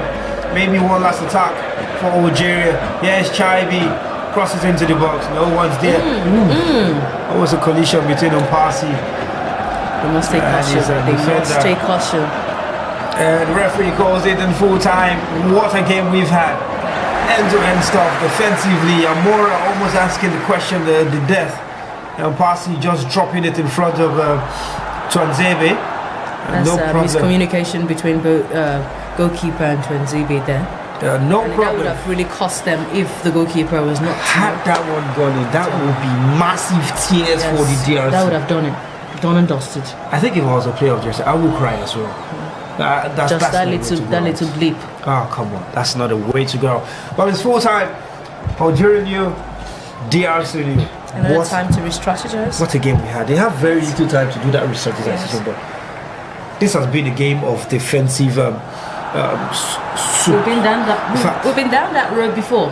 Yeah, this is a familiar one. It's a familiar familiar situation. We know how Nigeria, DRC went down in that continental playoffs. Play full 90 minutes, play another extra 30 minutes, and then we go into penalty shootout. So determined. So this is DRC kind of play. No, this is DRC. This is that period where so many legs are begging to go off, but you can't really substitute again. They're not tired. For DRC are ready to keep on running. Yes, they're not tired. Few substitutions. No fatigue at all. Kayembe coming in. Balikwisha coming in as well. Kakuta also. Kakuta, Buku. These are all players who can run and want to run when they catch you on the break. You feel like like we've said, it's a DRC territory, but you think maybe Algeria might not just have a lot of strength to go all the way now? I fear right now, because at this time, with the frustration I've seen, though yes, Petrovic has been able to make some vital changes, taking out the guys who started this game. First half, not been able to make great impact in the game, and I'm hoping that his changes will work for him going into this extra, play. Because DRC, this is their kind of play. They know how to stretch, and when they stretch, they're never tired. They re-strategize just to be defensive, and that's what they've been so far. Playing dangerously against Algeria. Algeria has been able to, hold their own. Petrovic made some vital changes that we saw a little bit of, tweak and stepping up play one or two positions here, but can they hold the physicality that DRC is bringing to this encounter? I think the man that can have this endurance, have the highest ratio of endurance, will go all out in this encounter. But if you snooze right here, you're going to lose. The goal can come in any time. You can see the last minute before the final whistle after the 90 minutes here, that little blip would have cost DR Congo. All the coaches have had their awards out, the captains as well, players on the bench. Everyone all gets an award in. Everyone gets an award in to the players, and just seeing what really this game can bring about. Well, any moment from now, the game should restart for extra time, and it's just become a very, very tough one now. Vladimir Petkovic sending instructions out, extra time next. Sebastian Desabre again, just on our screen as well, and getting words out to the guys who are coming. That's Gary Kakuta. They'll be hoping that he can produce some magic I think he did score twice in the last game. That Mahrez final also game. dishing out some instructions here. Well, the new captains on the pitch, the exception of Mbemba, who's been here from the start, really. Mahrez is the one who has been substituted. So just a toss, and then it's won by DRC. Mbemba chooses side. That means that Algeria should be kicking us off in this extra time.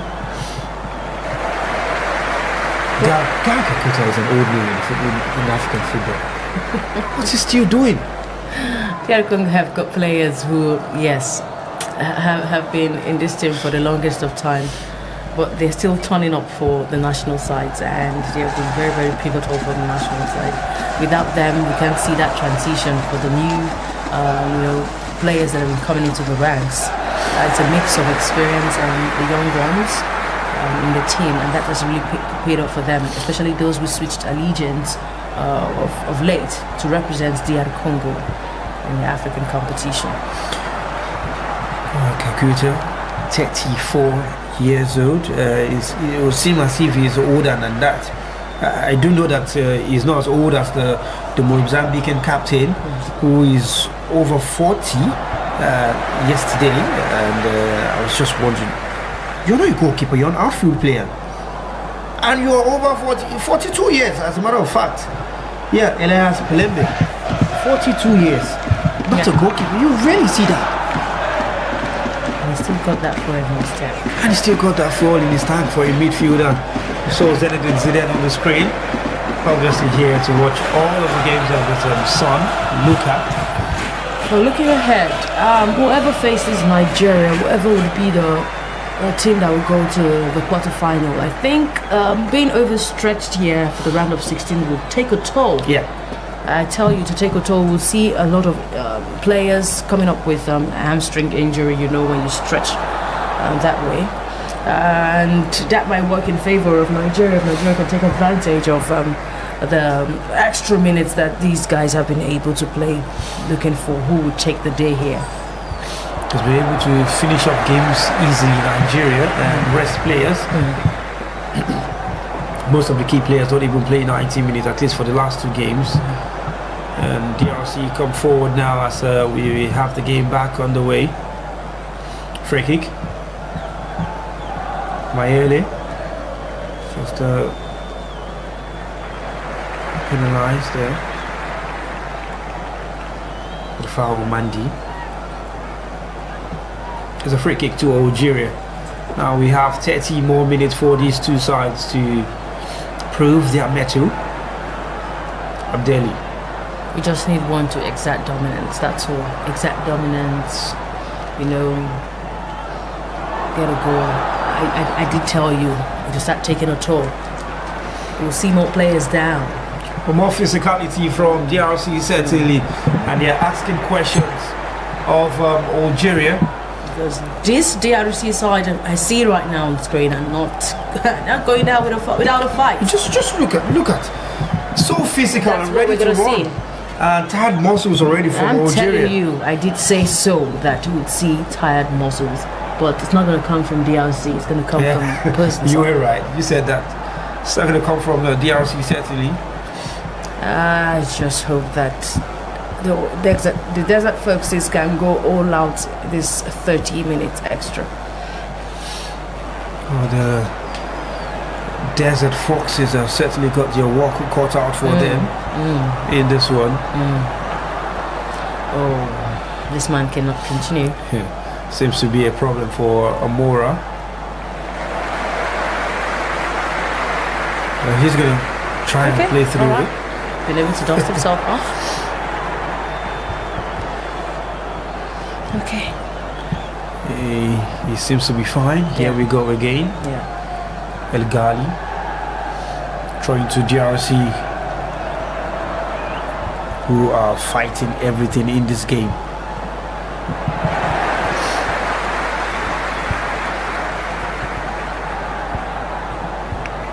Troy Wan-Bissaka for DRC. I'll be hoping that we get to see a lot more direct football in this 30 minutes, because only having 5 shots on target between the two teams, and also in full 90 minutes. Algeria with 3, DR Congo with 2, just 5 shots on targets. Let's see full football right now. In this extra 30 minutes that have been given to both sides. Another chance, another time for you to, exact dominance. And let's see who really wants this more to get to the quarterfinal of this competition. Will Algeria want to make it, out of the round of 16 to the next round? Will DR Congo want to meet a familiar foe like Nigeria? Good question. We're going to get the first yellow card. Yes, we'll get the cards out. Of the game. That was a hot tackle. Yeah, really tough, that one. It's come from the young man on the right back position. Bengali. And finally a first booking in the game. Oof. Just arrives late on that Balikwisha. A man who has come on to replace Elias. Twanzebe. Express play wide. I was looking for Wan-Bissaka, but out of play for a Troy to Algeria. And these two sides are certainly not letting anybody have a rest amongst themselves. It's just a back and forth between one another.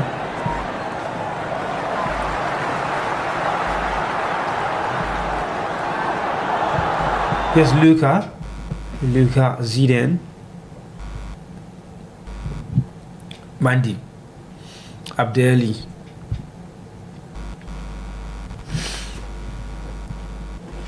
just taking your time. The Desert Foxes of Algeria.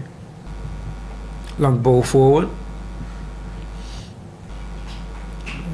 Amoura looking to run into the defense, but they defend the lines very well. Umpasi clears out now. Kakuta doesn't get the ball. Here's Algeria coming forward. Belgali is dispossessed. Twanzebe. Kayembe to another Kayembe. Ball played forward. And Algeria regained possession again. Joris Kayembe was long, looking for Gao Kakuta. And Algeria regained possession and go all the way back to Luka. I'm surprised that was the first yellow card in this game. First yellow card going to Bengali. Now the referee has been really, lenient in this game.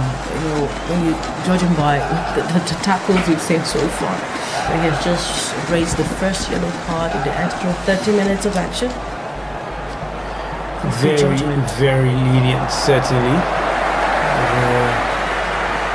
Algeria gain possession.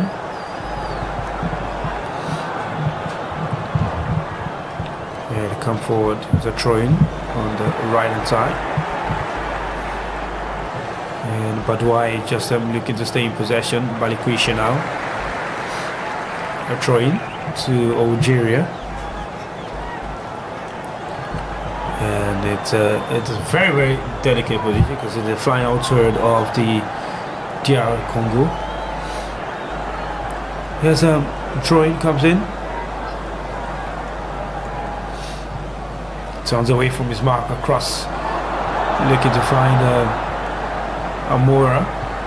Finds him up against Wan-Bissaka. And Mbuku looking to team up on him. Find support in Bentabaini. A lovely turn away from his marker. Maybe Badouai now. Still there, Chaibe, Bentabaini, and they're getting their foot into those tackles, the DR Congo players. Mbuku gives it away to Abdelli. Here they come forward on the left hand side. Amoura now crosses into the box. Mbemba gets ahead to it. Here's Musa driving at 2, defended very well done by Balikwisha, and he's brought down. Might be a second booking in the game. Yes, indeed, a second way of Haji Musa of Algeria. The cards are coming in the extra 30 minutes of this encounter because both sides are already frustrated with the long play. You see emotions rising right now. Yeah, just misses the ball completely. And I really think both sides have to be very careful, especially the Algerians who have had the bookends more. They must be careful at this time, because you do not want to have a tackle where you're given a penalty. Yeah, absolutely. And you don't want to have a red card as well. No. Some trouble for Bentabini. Seem to be limping. Zebe for DRC now. As we now play into the 10th minute of extra time. 5 more minutes for the first half of extra time. That seemed to be very fast. Kayembe. Daly knocks it forward, only as far as Mbemba, taking all chances. Trying to Algeria. Really intense this one. Nobody's letting anyone rest. Animated Kaku back and on the bench. But yes, Amora coming forward. Left-footed strike. Just off target. Off the run of play, that one. And it's the man who just came on. Buneja. Baghdad Buneja. Who had the effort. Had Axel Tuanzebe bring it down his neck. It wasn't so much of a clear cut chance, and the play is down again. Algerians, they seem to be playing around the box too much and not taking their chances to shoot. And that's really, they're paying for that. Yeah, ooh. The elbow to the neck there for Amora. But the ref didn't catch this in real time. The problem is if VAR calls for it, I think we're good. Because if VAR were to call for that one, it might be... It's Riyad Mahrez. Mahrez having a word with Vladimir Petkovic, the coach. These are desperate times right now. They deserve some desperate measures. Desperate times. The captain up on his feet as well as the coach. Tuanzebe bringing it forward for DRC. He gets it back from Kayembe. Tuanzebe again. Algeria keep possession. Away by Wan-Bissaka. Here's Kayembe. Give and go. Gets it back. Has him book in front of him. Wins a throw-in. Buneja just returning back to defend for Algeria. Really difficult game this one so far. Indeed. You could almost bet that there's going to be no goal in this game, judging by the way it's going. I mean, if it's for those people who play bet, it's looking that way. I don't think you'll be predicting anybody to score. It's looking that way, and I think that's what the LT wants. Probably. Here's Mbuku on the right hand side, has a runner up front, doesn't make use of him yet, and doesn't make use of him at all, gives away possession. Algeria coming forward. Buneja turns off his man. Referee says play on, still going. Has Omuro out wide on the left hand side. Sends a cross into the box. Just looking for that touch. The goalkeeper, Mpasi, again fumbles on the first catch. But eventually gets the referee to help him out. Dangerous cross, and wasn't comfortable with the catch. That was dangerous. That was really, again, a let off. I did say it. Oh, okay. That was where the foul was given. The goalkeeper had the ball in his hands already. He was going to throw legs again.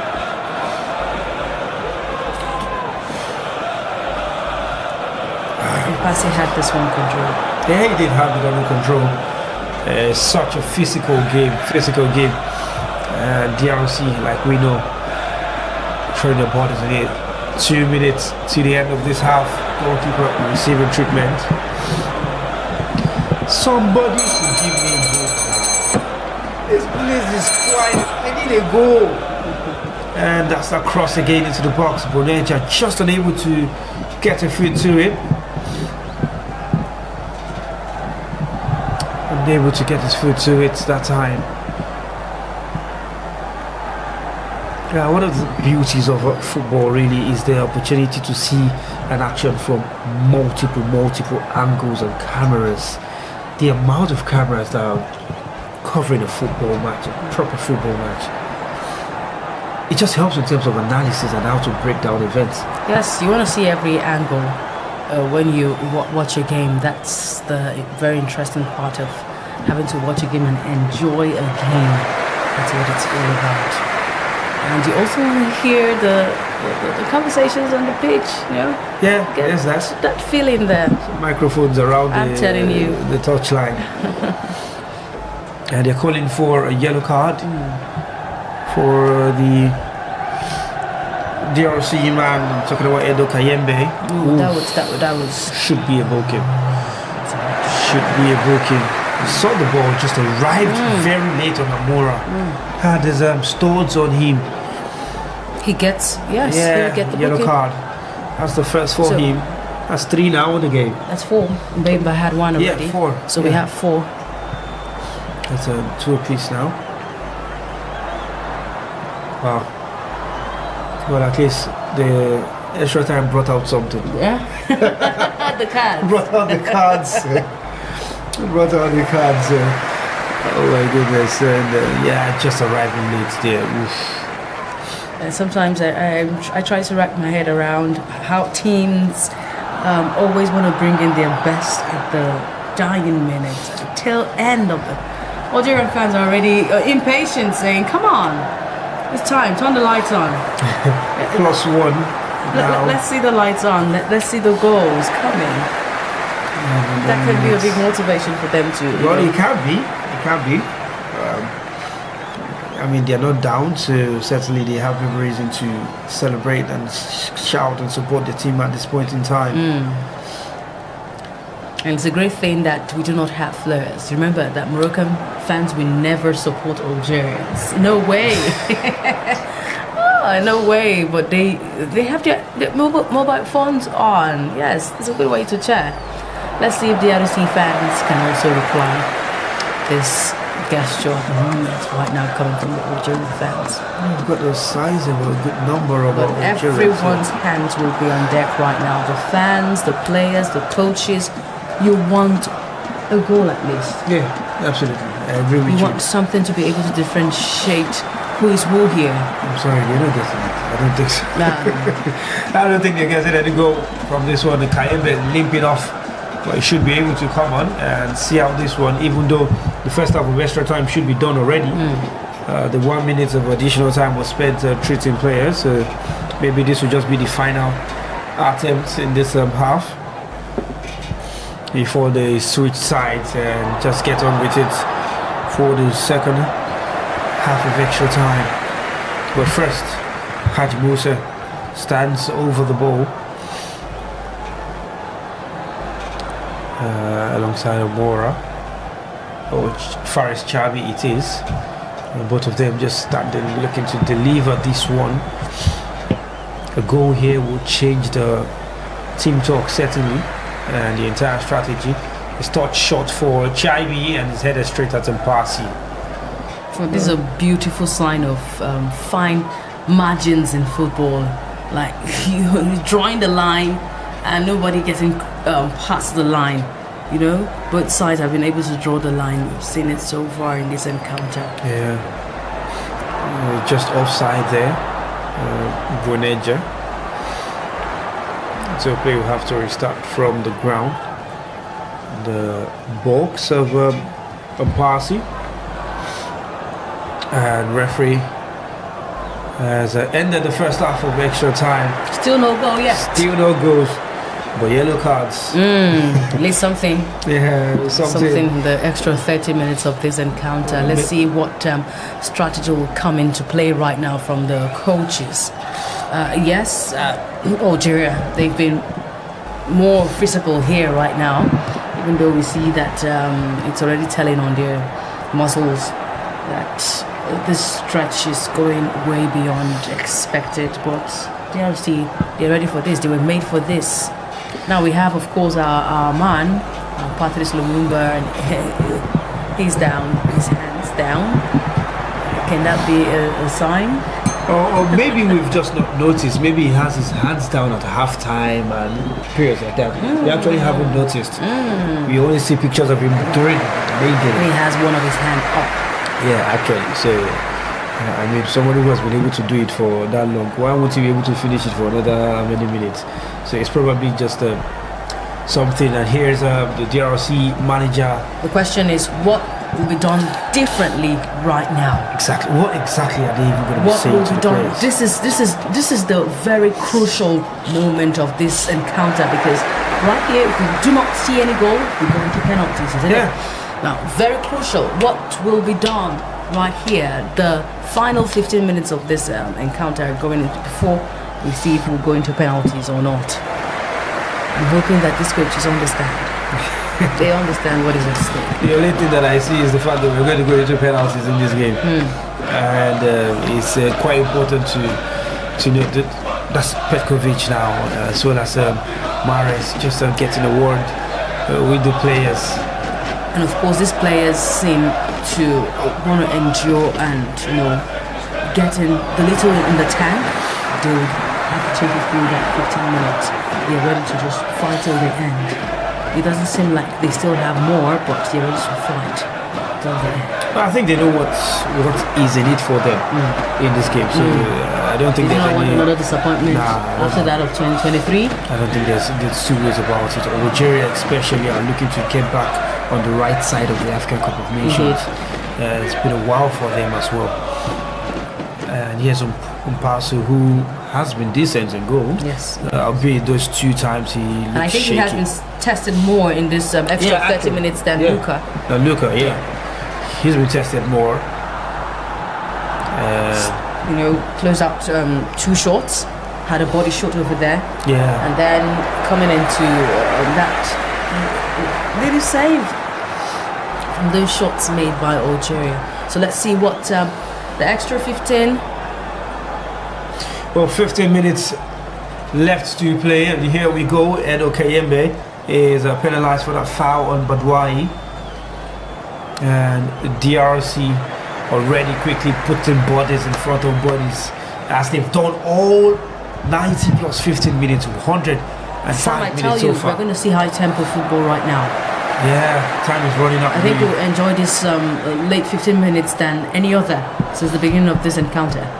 I tell you, I'm looking forward to it. Oof, really bad foul from Balikwisha on Musa, who was running down the right hand channel. It's going to be a chance to set a cross into the box now again. It's a dangerous opportunity. Here they come. Just a little problem for Musa. He will get back on his feet and get this one going.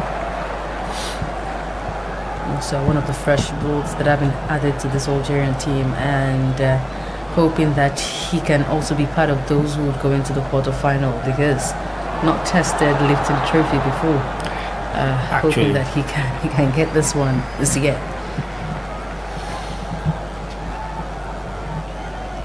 Well, lots of talking and planning between Haji Musa and Fariz Chaibi. Mandi has gone up for this one this time. Benzabani is there as well. Multiple players for Algeria. Who's going to take it? Here's the cross from Musa, headed up by Ed Kayembe. And Algeria will look to come again. Here's Abdelli, goes up wide. Amoura up against the Wan-Bissaka. He's forced to go back, looking to be tricky, but throwing to DR Congo. Wan-Bissaka takes it, quickly taking Edo Kayembe. Mbemba, and we go all the way back to the captain again, who's been very, very good in the game, despite being as old as you think he is.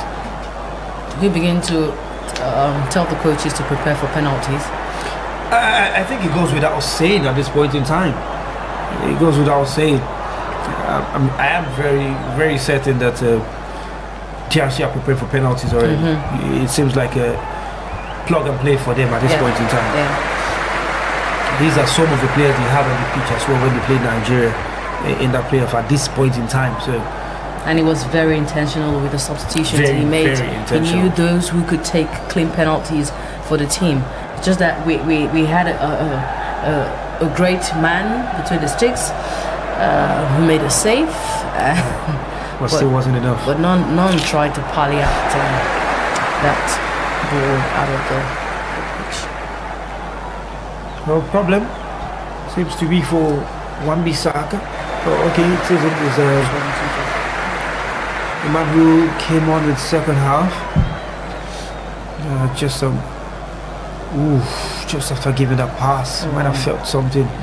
Yeah, it's a muscle. The muscle beginning to speak. Yeah, it's a muscle there. Well, they've got the luxury of another change, so they can make use of it. So far, I would say this is the first player from DRC that has, complained and had fatigue. Substitution made. Yeah, substitution is going to be made. It's going to be the introduction of Charles Munginda. The fans are still singing and dancing. 10 minutes left to play.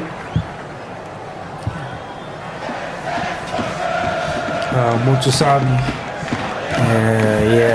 he's been here all from the start of the game, so running ragged in that midfield, quite understandable. The stretch would have been taking the turn. So here comes Charles Pico to replace him. Possession returned. Fair play to DRC. Here's Tunzebe. Mbemba closed down very quickly, but very confident in possession and almost gives it away. This time he's got in possession. Here's Algeria coming forward. Pass out wide to Amora. And cut back into the box. Big save by Mpasi. Fares tried to testing the goalkeeper. It all started from that giveaway from Mbemba, who's been good, but what a save. What a save from Mpasi. Mpasi has really proved that he has been a pivotal player here for DRC. He has been choking them just behind there at the back. Always concentrated, always having his eye on the ball. And that's why we're seeing this prolific performance from him.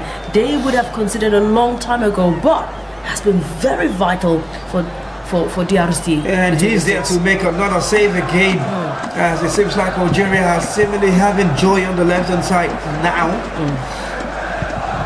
And here they come forward again. Looking for Musa, can't find him, too heavy that pass. If this gets into penalty, DRC has Mpasi to thank. Yeah, what a strike that was from Bodeja. And Mpasi making two saves in a couple of seconds.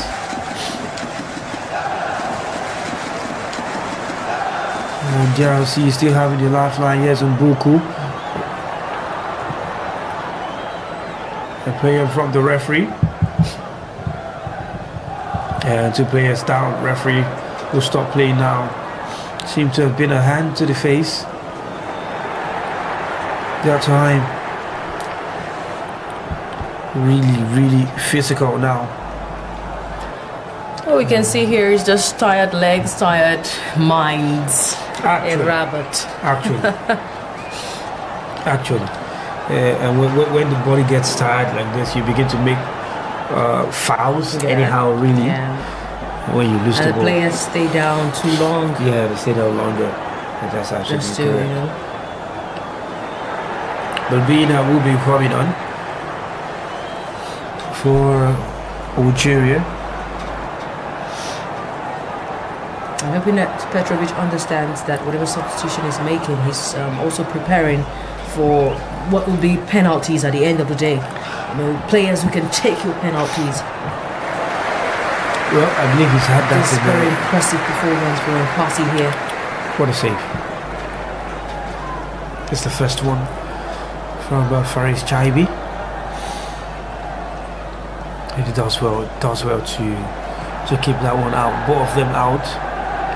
That's been that's Chaibi. also an impressive move by Algeria in this game so far, I would say. So more testing and passing, not testing Luka. So it means Algeria, they're doing something right in the final 15 minutes here. Adio Bobina has come on to replace Faris Chaibi. And you bet that that's a penalty change. You bet that that is a penalty change. Certainly to bring on a Bobina.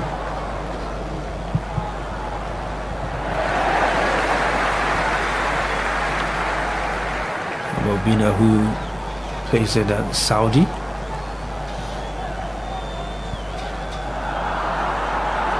Algerian possession, out of play for throw into DRC. Opting for Fiston Mayele so far.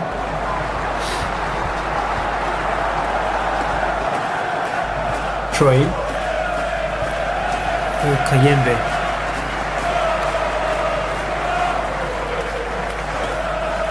Header from Mayele. And so far they're just edging each other out. Alikwisha, Wan-Bissaka. This one Zabi. Mbemba. Wan-Bissaka. Mbuku. Wan-Bissaka again. There's a way back to Mpasi in goal. Now finds Axel Twanzebe to bring it forward for DRC. Looking for a runner, finds it to Gal Kakuta. Pass maybe too heavy. He's kept in play by Mayele. Flag is up. Mayele might be offside. And receiving that return pass. DRC have not been so strong in front so far in this extra 30 minutes. And it seems the Algerians are taking the better part of this encounter so far. They have been more, compact at the back due to the attacking prowess of Algeria in this extra 30 minutes. But I'm hoping that when they choose to press forward, the Algerians are ready to, match that energy. Yeah.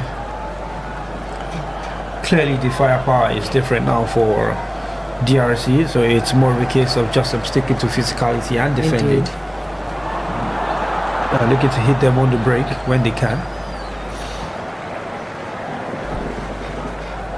Here's Wan-Bissaka, box it forward, Abdelli. Brought down on the chest by Twanzebe, who's had a fine tournament so far. Wan-Bissaka goes long, only as far as Belgali, who wins a throw.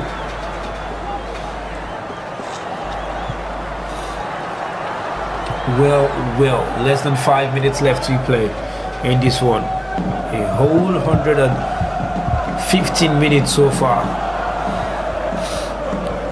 And no goals. Abdelli. Players can only look on from the bench. Goal kick. Petrovic has been able to make his final 2 changes, and I'm very certain that he's got penalties in mind. So let's see what they would bring to the table before we make the decision. I like to see the Zidane-born man in penalties. It would be very interesting to see that. Imagine him saving 1 or 2 penalties on Algeria winning. The look on the face of Zinedine Zidane. Look of pride. That's what it's going to be. Yeah. Right, absolutely. But here's Mbuku running down the right-hand channel with pride and then makes the wrong decision to shoot himself. Now they're coming out. Now they are coming out. As I did say, when they choose to come out, let the Algerians be ready to match energy for energy. No problem for Luka then. Abdelli.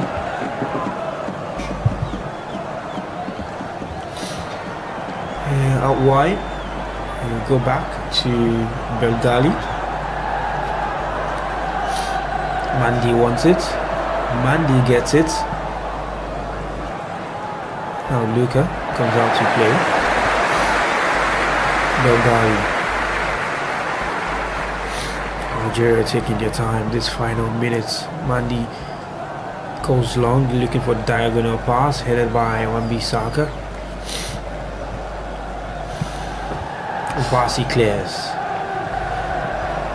And it's almost given back. It's given back to DRC. And the pass to Maye was telegraphed really. The defender read that one. Musa. Abdelli. Now a chance for Algeria to break. It's a pass in behind the defense, looking for Amora.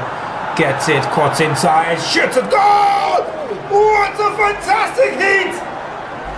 It's finally gone in from the new man, Adil Boubina. Algeria have certainly won this one now. 118 minutes. There can't be any response from DR Congo at this time. This is the nick of time. What a shot that was. They never saw that coming. Beautiful. Ending up into that. And that was one of the goals of the tournament too. Absolutely. What a hit that was. Brilliant pass to set him on. Beautiful. Cotton to his right. Look at this one. Top corner. I'm very certain it would contend for the goal of the tournament in this competition. No chance. Never saw that one. No chance for him. Comes off the upright and down into the goal. What a hit from the substitute. He's barely been on the pitch, and you better give him the man of the match already. I'm telling you, because the truth is, DRC were caught napping. They were caught napping. My goodness, my mouth still unjabbed. That was a fantastic strike.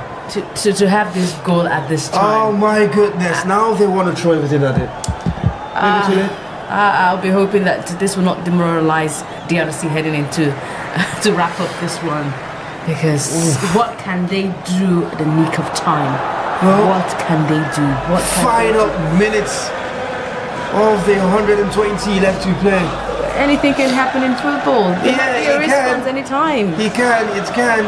I mean, we saw that over the weekend in the English Premier League. Yes. Liverpool and who was that again? And so Fulham, anytime it could happen really, but then 2 minutes of stoppages now to play. I don't think the Algerians will celebrate too quickly until... Mahrez. Mahrez is up on his feet. He wants to celebrate. He is really hoping. Hey Nigerians, get ready. It might be Algeria again. Reincarnation of that game. This is the time to have the experienced ones cheer up those who are still fighting on the pitch of play. Just cheer them up. They're still... Mbemba. He's worked so hard in this game, the captain. And Algeria will definitely like to slow down the pace of the game now. This is Petrovic's mastermind. Bringing on those two players. Absolutely. And right now, they've become one has become a super sub right now. Passi needs to be careful. Very careful. And does something. Do not lose your head. Extraordinary and is giving away a corner kick. Final minute, Bodeja. The Algerians are more charged up right now. And at this time, you can see the goalpost just behind the Algerian fans. No, they will choke you. They will choke you. Final minutes. This one seemed to have been one out of that corner kick. They will look to take all the time in this corner now and to kill the game off here. Not a way to go down, DR Congo, after the whole, stretch. Free kick, give it to DRC now. They want to come forward quickly. It's gone down. Free kick, certainly. Maybe a yellow card. It's going to be. Must be careful. Yellow card for Bodeja. Just appending that counter attack. Emotions are running high. Well, right the seconds are already ticking and it's almost done and dusted. Will there be a chance for one last attack? Everyone is up for DRC. It's going to be a case of launching it up front so that the referee doesn't end it immediately and gives them one final chance maybe. Passi is going to take this one. He launches it. The referee ends it. It's going to be a repeat. Now the quarterfinal is going to have Algeria and Nigeria, courtesy of Adil What a way to win it! Indeed. What a way to win it. Algeria, they really held their own. And we could see that their muscles were already taking a toll after the stretch into 130 minutes there. But they still kept their head on the pitch. And were able to still capitalize on a little distraction coming from DRC defense there. Little distraction from even the goalkeeper Mpasi, who has really been fantastic so far in this encounter. But they go as the winners. They were able to take advantage and then convert that. That must be in contention for the goal of the tournament. What a strike! What a strike from the super sub there. Absolutely, what a strike. Adil Bobina, look at the face of Fiston Mayele. Look of disappointment. So dejected. Match winner Bobina. He's going to be absolutely ecstatic. Ladies and gentlemen, what a game. They're through to the quarterfinal. No disappointment this year for Algeria. Petrovic's mastermind has been able to take them to the quarterfinal. Yeah, you just took it out of my mind. Absolutely. Mastermind from the coach, Vladimir Petkovic. He's the one who's won this one for Algeria, certainly. Yeah, I'm telling you, was able to read the game and know what substitution he was going to make. I was thinking he was making substitution to go for players who know how to take penalties, but he had plans that we never knew. And going by instruction, you could see that the goal scorer went by instruction of the coach, and he was able to put that one at the back of the net. Well, I tell you what, everybody, it's not a qualification to the semi-finals, but this is going to be a repeat of the 2019 semi-final of the African Cup of Nations. Nigeria against Algeria. There is a score to settle. There is a score to settle indeed. There is a huge score to settle. Score indeed to settle. And I'm already envisaging who would have the last laugh at the end of the day, because I tell you, these Algerians have been stretched already in this encounter. That's only if the Super Eagles can take advantage of this long stretch of play for the Desert Foxes. You feel like the quality of play that Nigeria have played in this tournament, it should be able to get past Algeria. They should be able. In regular time. Yes, they should be able, but you know, the Super Eagles are unpredictable, especially when they're coming off a huge win. You feel like that should be big motivation, but instead that would be big confidence. They'll be too overconfident into the encounter. I would have preferred DRC in the quarterfinal. It will make them, step up their plate, be on their toes, hoping to override what happened in the continental playoffs. But Algeria, maybe they can go back to that wound, open it, and then be very serious against the Desert Foxes when they go in the quarterfinal. Well, one more game to come today. But certainly Algeria will enjoy all of the party tonight before getting serious tomorrow again. They shouldn't party too hard. I tell you what, that dressing room is going to be a club tonight. I'm telling you, it felt like they deserved this one because they were able to keep their own from the beginning of this game to the end, controlling the ball and making sure that they were able to capitalize at any single gap.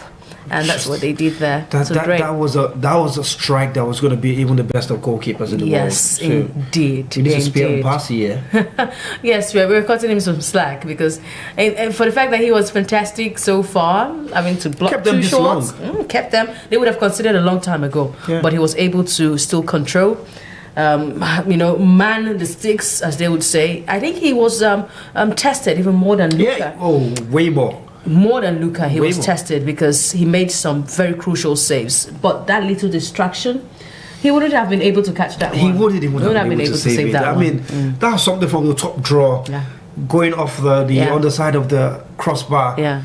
Absolutely fantastic. It would have taken the Holy Spirit push for you to be able to get that one. But he lives to fight another day, as they say. Well, just for the records, 8 games now, Algeria and DR Congo. No wins yet for DR Congo in this one. It's 4 wins for Algeria, 3 meetings in the AFCON. Yeah. All 3 have gone the way of Algeria, and 1 nil victories for all of them. And it seems Algeria has been able to break that curse. I'm telling you, this is it. They Join Nigeria and break the course. This edition, no 9-point course for anybody. He deserves it. I told you. He deserves it. And he will be the man of the match. He deserves it. He's been on the pitch No for contest. a few minutes. No contest at all. No contest. That was a beautiful goal. Came on in additional time. Shot. Came on in an extra time. And it was meant to make a difference. He made a difference here. There was no debate, actually. I'm telling you, beautifully won there. Wow, what a fantastic game we've had here today. Really impressive, and we're sure that you've enjoyed that one. If you're among the 52% of people who voted for Algeria to go into the quarterfinals, congratulations to you. You have just won yourself a right prediction. That's great. I mean, that was a tough call, and these guys can tell us everything about it. It's been a fantastic evening. It's a fantastic evening so far. I'm going to doing it with you too, because I knew the two opponents here, whoever it will be, I wanted them. Just come. Algeria, would have you. DR Congo, would have you. But what gives me so much joy is that I know their muscles. This long stretch will take a toll, and I'm hoping that Super Eagles can take advantage of this long stretch that Algeria have had in this encounter. Well, that's what many Nigerians will be hoping for, that the Super Eagles can take advantage of this stretch. But it's been a long stretch for us here as well in our studios, and we thank you for sticking with us all through. It's Algeria will come out of this one as winners, and they will face Nigeria in the quarterfinals in Marrakesh. It's been a great day on our production, and we'll come your way again in the quarterfinals, absolutely, because we will not be covering the game for tonight. But in the quarterfinals, we will come your way again. My name is Samuel Bam Shebi. Sammy Bam, I've been doing this one with Onyechi as well as Sammy, my namesake, who's been behind the console and production. Thank you very much for sticking with us. Do have yourself a lovely day. Remember to subscribe to our channel. Ciao. Morocco, 52 matches, 24 nations, 9 stadiums, 6 cities, 1 continent, 1 title, 1 goal. The undisputed champion of Africa. Wake up, Africa! 2025 African Cup of Nations is here, and it's time to yalla. What is your favorite animal? The Super Eagles, the Carthage Eagles, the Teranga Lions, the Chipolopolos, the Foxes, or the Squirrels? Or are you for the Bafana, the Pharaohs, the Indomitable Lions, the Stallions, the Zebras, the Leopards, or the defending champions, the Elephants in the room? Well, whatever you are, it's time to rep your nation, make the loudest noise, and dirty your December with the best of football that the African continent has got to offer. No go carry last though. Who will be crowned champions? The Ivory Coast defending their title, runners-up in the Super Eagles, or Morocco hosting to win it? There's only one place to be, one continent to focus on, and one sport to stick with. Are you ready for this? Rabat, Casablanca, Marrakech, Fes, Tangier, and Agadir. 6 cities all ready for this continental fiesta. Do not be left out. It's time for Africa. It's time for business. It's time for the 2025 African Cup of Nations. Get ready to yalla!